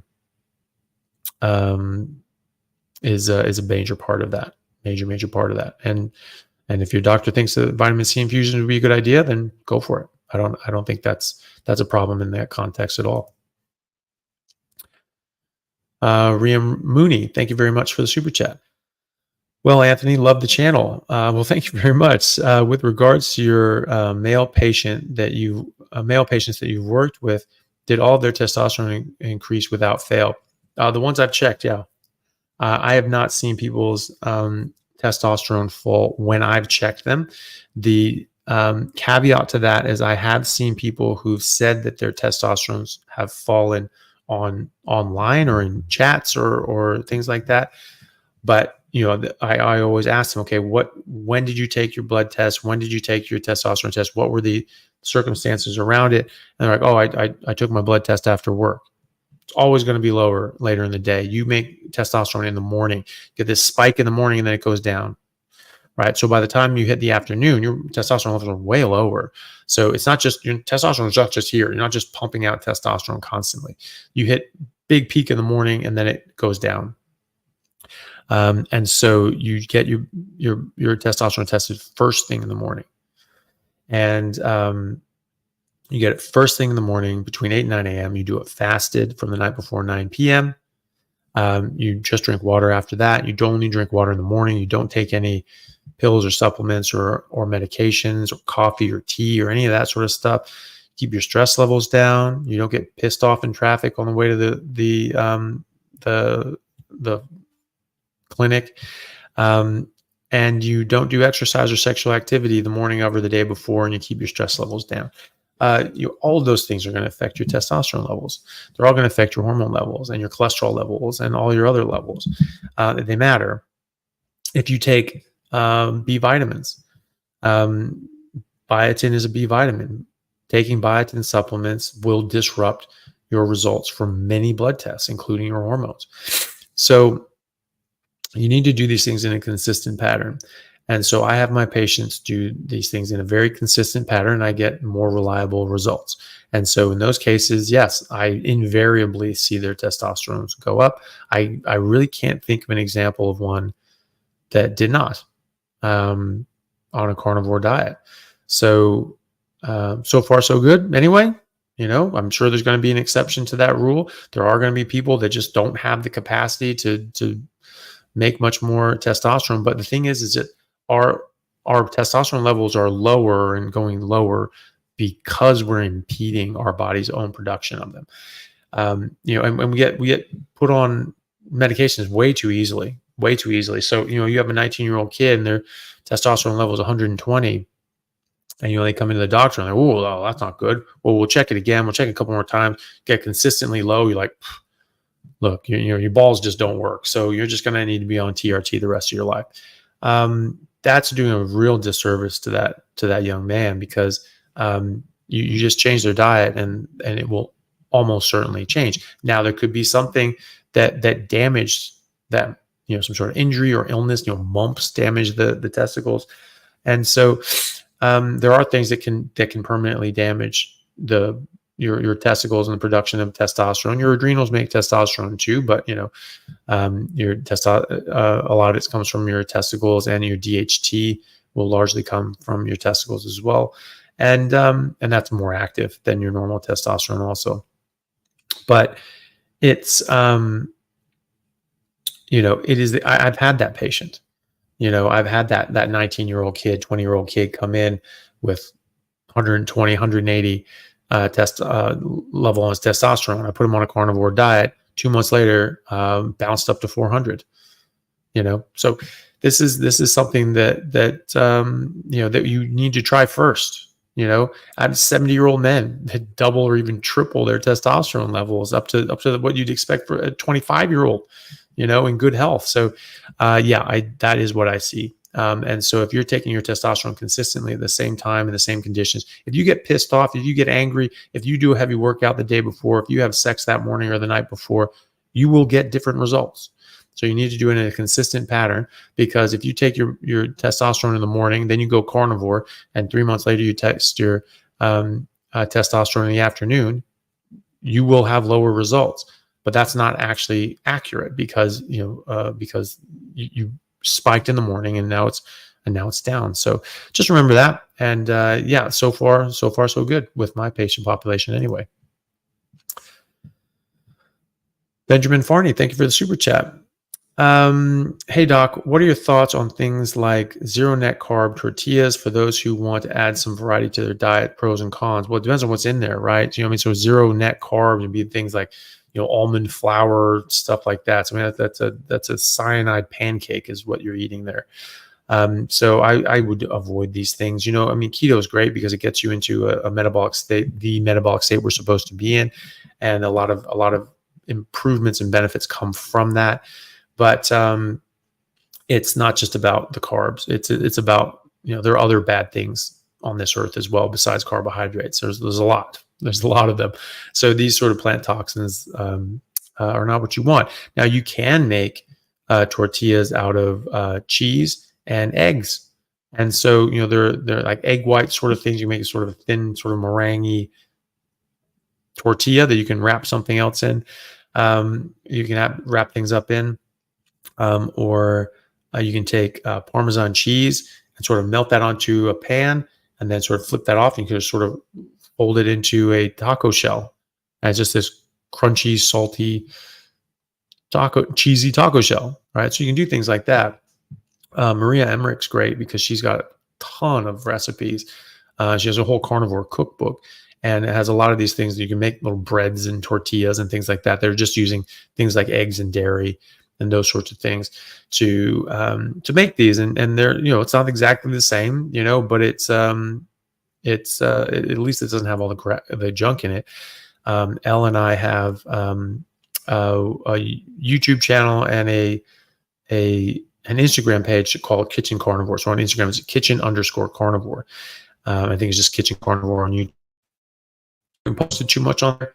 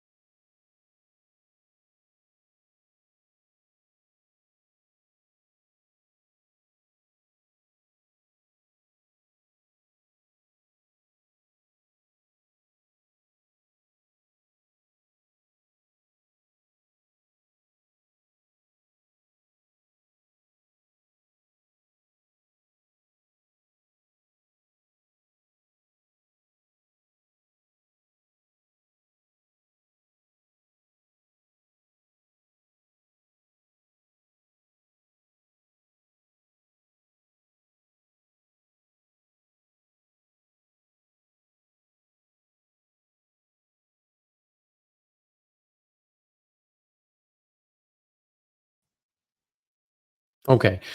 Sorry about that, everyone. Yeah, my internet was being obnoxious, so very sorry about that. Let me see. Just get down to where we're going here. Thanks everyone for sticking with me. I appreciate that. Okay, so next question is from Dave McElroy. Welcome to Perth. Thank you very much. Appreciate that. I've suffered from IBS since 20, now 54, developed into diverticulitis, then surgery. Can I start a carnivore diet with an ileostomy?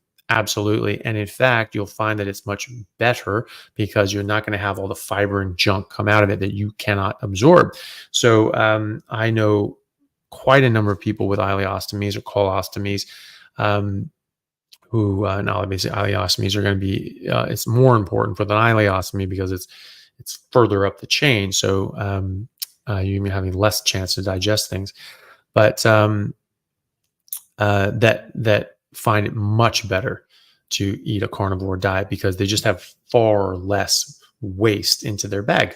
So they have to change it far less often as well. So that is definitely something that can improve with a carnivore diet and your and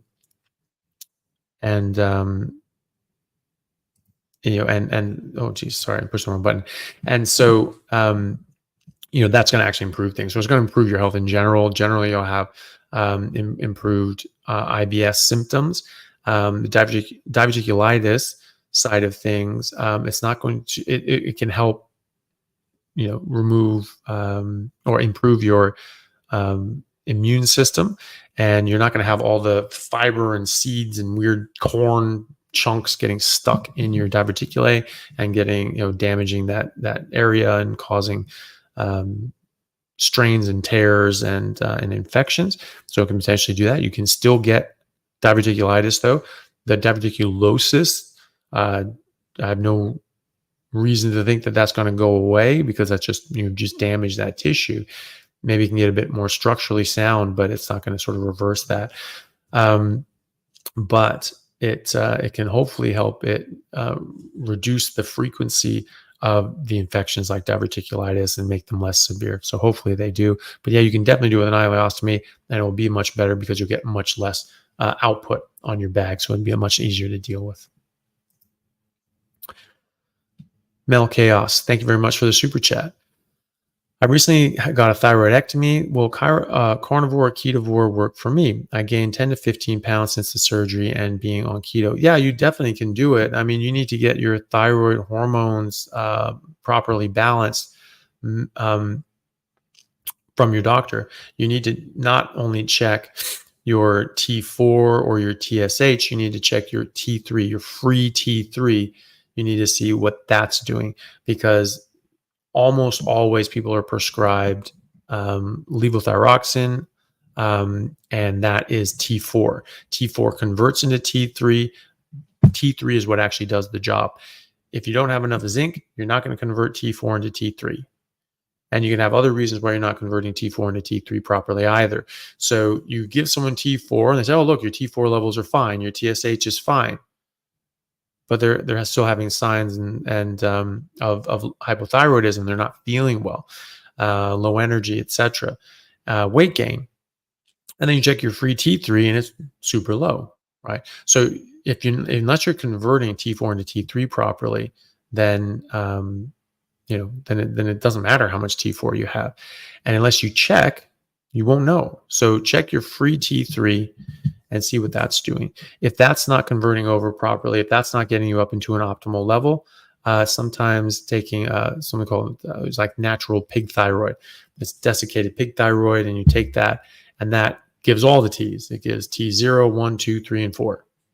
And so your body doesn't need to, to sort of play games. Like you'll have enough T3 and T4 and all these other sorts of T's.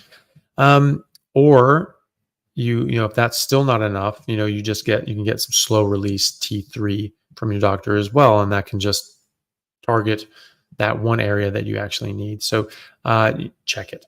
Yes, you can definitely do carnivore and ketovore. In fact, you're going to be optimal in that situation as well. You're going to optimize your body's health. You're going to get more zinc to begin with.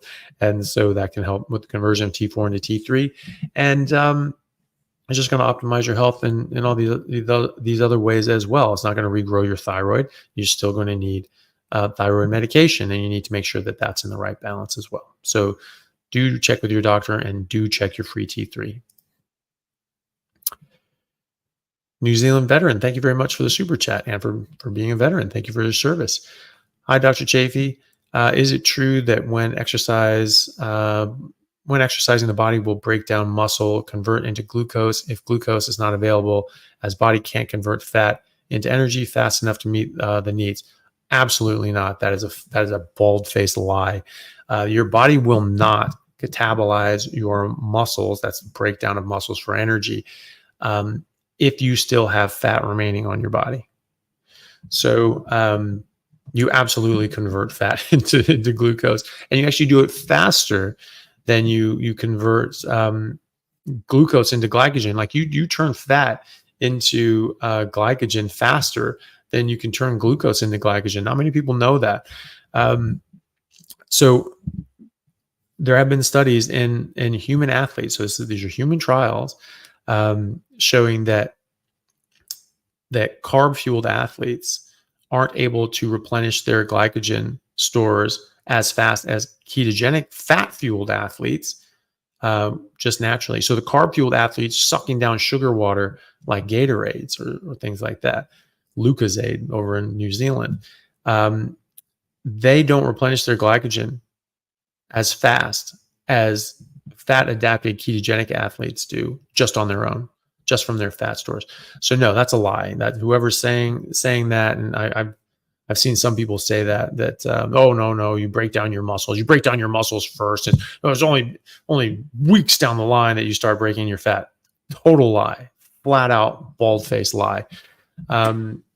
Your body goes straight for the fat. Your fat is exactly what your body wants to use. That is your main storage, energy storage. So yes, that is a lie. That is a complete lie.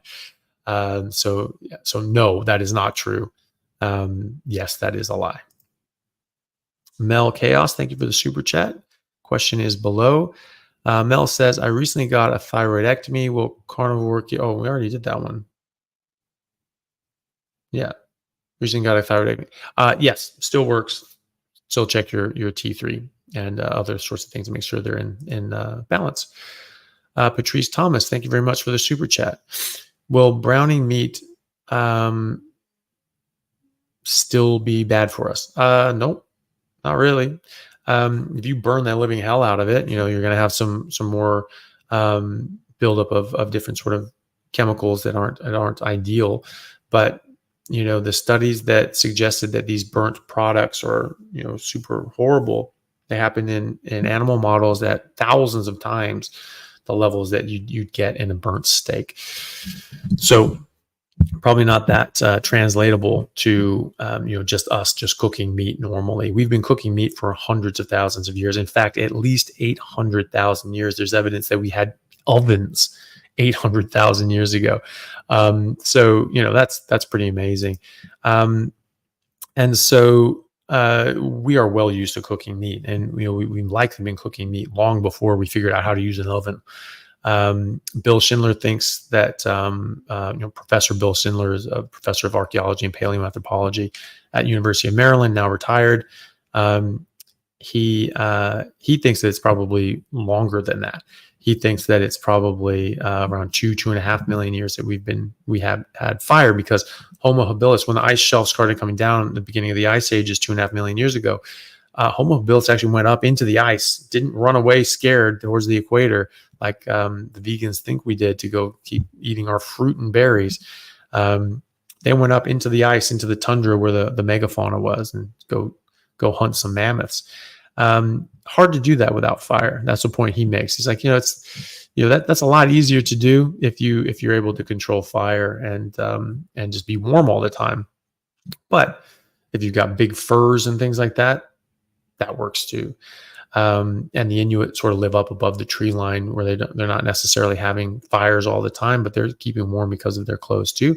But either way, we've had fire for nearly 1,000,000 years at the very least. And so we've been cooking meat for at least 500,000 years before Homo sapiens existed. So this is built into our DNA. We've been cooking meat and cooking it over an open fire and, yes, browning it and burning it for 500,000 years before we existed as a species, at least.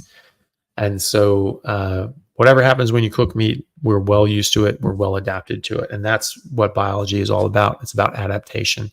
And the longer you have exposure to something, the longer you're able to, the better you're able to adapt to it. And we are well adapted at this point. Misty Bellamy, thank you for the super chat. 1 year carnivore, previously pre-diabetic. Last lab A1C is 5.2. Why is my fasting blood glucose reading always above 100, 110? My afternoon gets as low as 90. Too much protein, or don't worry about it? I probably wouldn't worry all that much about it. Your A1C is great. And being around 100 is fine too. Definitely 90 is perfectly fine. If you're having a lot more protein, then that can be converted into glucose, and that can raise it a bit. If your urea or your BUN is going up, and that can be a sign that you're converting more protein into energy because you don't have enough fat to do the same. And so that could be part of the issue too. So you can try increasing the amount of fat. That's always good. You have a limited capacity to absorb fat. So if it's too much, it just goes out. So you don't have to worry about eating too much fat. Also in the mornings, your readings are going to be higher due to the dawn effect because your cortisol is up. Also, if you're not sleeping well, if you're not getting enough sleep, if you're not getting enough hours of sleep, if you're not getting good quality sleep, that can also be an issue. If you are stressed, that will definitely raise your blood sugar.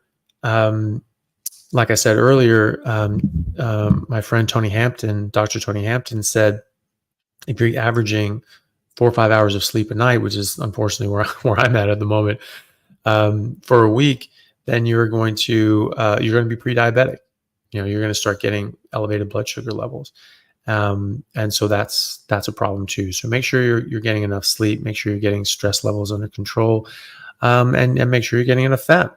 Could potentially be a lot more protein and not enough fat, but it can be there's other things too. So just remember that. Tanya Wright, thank you very much for the super chat. I appreciate it. Hello, Dr. Chaffee. Sending you a big thanks for your response to my question about Dr. Lustig and essential fiber. You're very welcome. Carnivore almost 1 year, many scale and non-scale victories, which is good. So that's what I was talking about earlier. People talking about, I'm not losing weight. So you talk about scale victories and non-scale victories. Really, the most important ones are the non-scale victories. That you want to improve your health. That's the most important thing. Scale should be really a distant background thought. So he's had many scale and non-scale victories, which is great. Will be for Carnivore for life. You changed my life. Well, that's really great to hear. Thank you very much for sharing that. And I'm very glad to hear that you've been doing so well. And keep it up. And hopefully you just keep getting better and better and better. Gnome Hunter, thank you so much for the super chat. Any way to lower hematocrit for plasma donations? Like lower your hematocrit so that you can give a plasma donation? Generally giving, well, yeah, if you're just donating plasma, then that can be an issue. But if you're just giving whole blood, that'll lower your hematocrit. If you're just doing the plasma, you just give whole blood if you want. They can that's useful too. Plasma is when you sort of take out the blood, spin out the cells, keep the plasma, and then pop the cells back in the person, and your hematocrit will go up. Because hematocrit is sort of just how much cells are in your blood.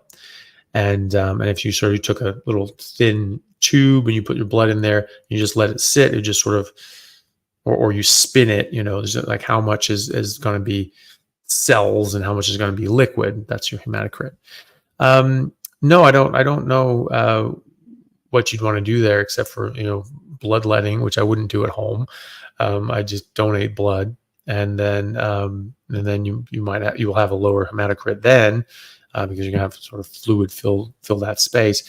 But drink more water, things like that. That can potentially, fill up your veins a bit more and vessels and all that sort of stuff. But you just drink meat and drink water, drink enough water, and your hematocrit is going to be what it is. If they're saying that's too high to give plasma, then just consider giving whole blood. That's also very important and useful, or platelets, or whatever. But there's other things you can do besides just giving plasma. Okay, so the real deal had a question about kitties. So planning on giving meat to my kitties. Already do some, but thinking about searing sirloin steaks and feeding them blue rare.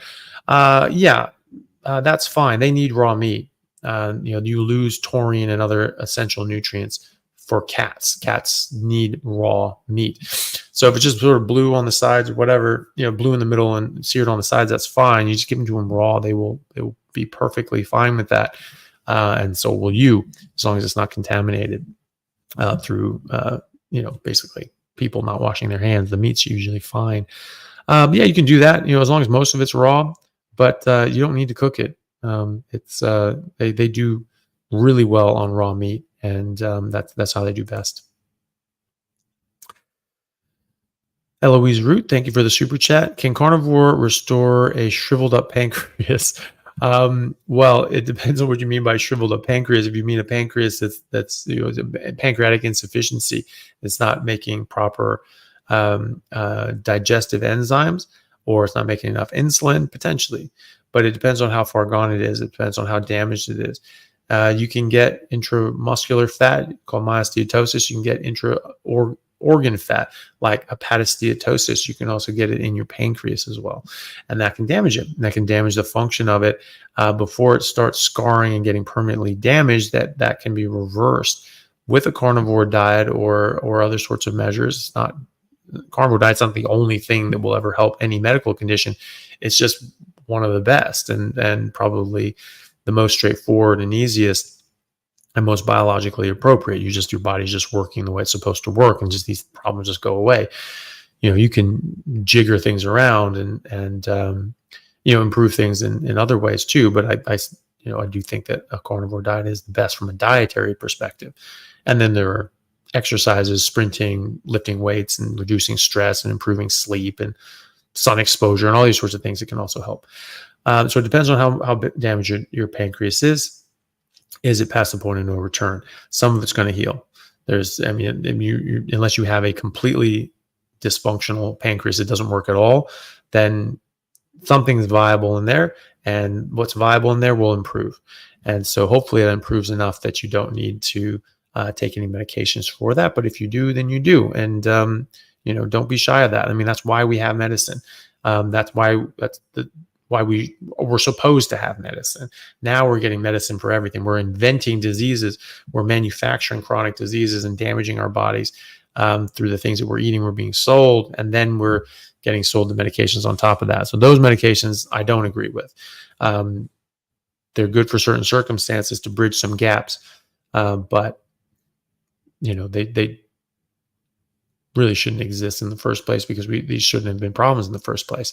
But some medications really help. If you have a damaged pancreas and you need creon or other sorts of digestive enzymes, then take them. It's like that is helpful in those situations, and hopefully there's enough there to heal and come back. Dawn Excuses. Thank you for the super chat. Greetings from Germany, Dr. C. My mother has no gallbladder and gets terrible stomach problems after eating meat without greens. Any idea what to do? Just ease into it. Oftentimes people will have sort of psychosomatic sort of reactions to just eating meat, because meat's bad, I'm supposed to eat greens, and you can give yourself an upset stomach. Just have a bit. Having no gallbladder means that she might have to split up her fatty meals throughout the day, because she's not going to be able to absorb as much. That's not going to cause upset stomach. That would cause diarrhea, if anything. Many people will form a pseudo gallbladder, and that's an outpouching of the common bile duct that acts pretty much exactly like a gallbladder. I think they can even get stones. So, you just have that problem again. But, you won't have that problem if you eat enough fat, because you won't have bile sitting there and concentrating and turning into stones.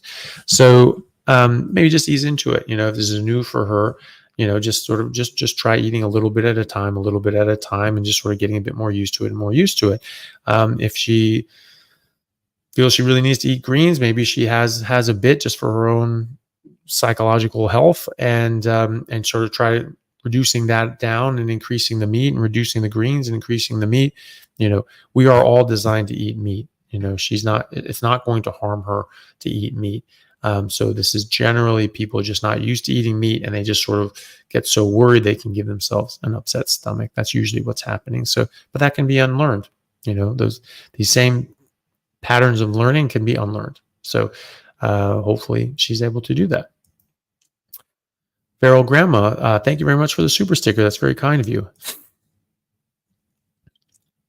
IT, thank you very much for the super test. Very generous of you.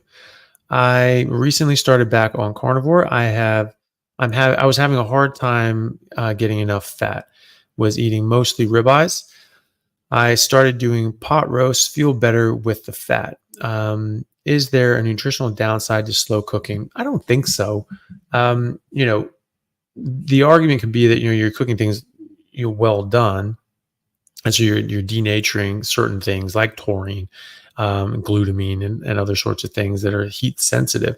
But at the same time, you're making other things more bioavailable. You're slow cooking things, and you're breaking down the collagen, tendons, connective tissue. So you're going to absorb that more, and you're going to get better bioavailability and absorption of those sorts of things, which are typically harder to absorb. So you lose some things, you gain some others. And again, we've been cooking meat for at least 800,000 years. So I think that, we're probably pretty used to cooking meat. More taurine is good, but it's not technically essential for most people. Now, there's going to be some people that probably do need taurine in their diet, just like there are people that do need carnitine in their diet. You say, oh, that's not an essential amino acid. Yeah, it is to 1/3 of humanity. So, only 70% of people make enough carnitine for our basic needs, and more carnitine is better, just like more taurine is better. So, I think if you're not eating, the slow cooked, completely well done meat all the time, and you're getting less cooked meat sometimes as well, I think that's fine. So yeah, and just go out with how you feel. If you feel good, then you feel good, and don't worry about it. Joseph Soria, thank you very much for the super sticker. I really appreciate that. And there's a couple other questions here there's one from Margaret O'Connor. Is it true the Italian national rugby team is all carnivore? I don't know, actually. I hadn't heard that.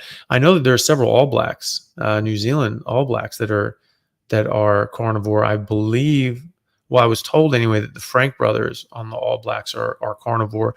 One's a prop. He's 38 and he's just still kicking ass, and just got signed to the Crusaders, at 38, for a very, very high impact, high intensity position at front row. Most people's bodies just don't last that long in that sort of environment. So, that's like an NFL lineman, playing like an offensive or a defensive lineman, at 38, going to the Pro Bowl every year. That's a serious accomplishment. And that's a testament, to his health and his determination and his diet, really. So, and there are more and more professional rugby players, especially, coming to a carnivore diet, and in rugby league and rugby union, and in the U.S. and New Zealand and Australia and around the world. So I hadn't heard that about the Italian national team, but that'd be really cool. I know that there's some top soccer players in the world that are carnivore now as well, and just absolutely loving it too. So it's growing. People are getting onto this, and they're figuring it out, and that it's that it's something that can really help them in their health and their performance. So yeah, it's good to see. If someone knows about the Italian rugby team, definitely let me know and put that in the chats and tag me, because that'd be really cool. And Ancient One says, for sure, this is one of the coolest chats on YouTube. Oh, well, thank you very much. I appreciate that. I think there's just one more sort of chat here that's popped up by Feral Grandma. So many carnivore rugby players, we need to round them up and challenge the vegans. I don't know if there'd be enough vegan rugby players, but could always do that. You know, I'm sure there are a few. We put some competitions together for sure. All right, everyone. That's the last of the super chats. Well, just one question popped up here. What are your thoughts on garlic and spices while adapting to carnivore? If it helps you do it, if it helps you get through the adaptation phase and stick with it, then go for it. If at some point it's worth stopping and seeing how you feel without it. I feel much better without the stuff, and so I definitely prefer not having it. But if it helps you sort of get to the goal line and just get only on meat, then that's great. Just at some point, maybe try coming off of it. But if it helps you just eat only meat, then that's fine. It's a lesser of two evils. You're taking out thousands of other things that you really don't want. And so that's definitely a net gain. Okay. All right, everyone. I think we'll stop there so I can get ready and go to work. So I got patients coming in. Thank you all very much. I really appreciate you coming on and joining the live. I'll be trying to do 2 of these a week. I don't know when I'll be able to do my Wednesday one next week. I actually have a a debate. There's some vegan activists here in Perth, and they're going to do that on sort of like it's not really a TV show. It would be sort of web-based, but sort of that setup. Apparently they did one of these before with some farmers here in Perth and or Western Australia, and some of these same vegan activists, and it went very viral. They got something like a total of like 90 million views on all platforms, which is pretty crazy. Well, thank you all for all the thanks. That's very nice. And so so we're doing that now, and a couple of friends of mine here that are carnivore doctors here in Perth are going to be joining with me to go and butt heads with the vegans. I was going to say butt heads with the butt heads, but that's not nice. They could very well be very nice people. From their online profiles, that I don't get that impression though, but we'll see what it's like. So anyway, that's what I'll be doing next week, Wednesday. So I may not be able to do a live then. However, I'll try to do one sort of later in the day or something like that. We'll see what we can do. If not, anyway, we'll be here next Friday, and we'll be here on Friday for me, Thursday for America next week. So Tuesday, Wednesday next week is going to be that debate, and then Sunday for the new premiere for this week. So every Sunday we'll have a new premiere for my channel for a new episode, and that will be Monday morning for Australia and Sunday night for the US. And I might start, because I have sort of a lot of episodes backed up in the queue. I might start adding a second one during the week as well, just so there's not so much delay in doing these episodes and getting them out. So in any case, thank you all very much. I really appreciate it. Hopefully I can see you all at the YouTube premiere of my new episode coming up this Sunday US, Monday morning in Australia. And if people are on, thank you for joining on Facebook and Twitter/X, as well as on YouTube. So we had a very good turnout here as well. The premiere for my episode will be on YouTube this Sunday in America, Monday morning in Australia. So if people can join me there on my YouTube channel, if people on X aren't on my, or Facebook are not on my YouTube channel, it's just Anthony Chaffee MD. Please do sign up over there so you can see all my content and new videos. And if people are on YouTube and don't follow me on X and Twitter, then or Instagram, then maybe hop over there. On Twitter/X, it's Anthony_Chaffee, and on Instagram, it's just Anthony Chaffee MD. And so I try to coordinate things through those different platforms to get everything out. And if people haven't seen my Lane Norton rebuttal, that is up now. That went up live yesterday, and so that's my full rebuttal to his absurd statements and claims, which were fictitious, false, and verifiably so. He said that he provided RCTs. There wasn't a single damn randomized control trial there. He just assumes people don't read the studies that he posts, and he's just been banking on that. And it's high time people called him out. It's not to say that he gets everything wrong, but he definitely got this wrong. And he's so arrogant about it, so aggressive about it. There's no business for that. I mean, if you're gonna be a dick about it, you should at least have the decency of being correct and not lying and saying you're giving randomized controlled trials when you're not. Maybe studies that actually have anything to do with the subject matter at hand. So anyway, if people want to see that, they can. And otherwise, I will see you for the premiere. Thank you all very much. I really appreciate it. Good seeing you all, and thank you for joining.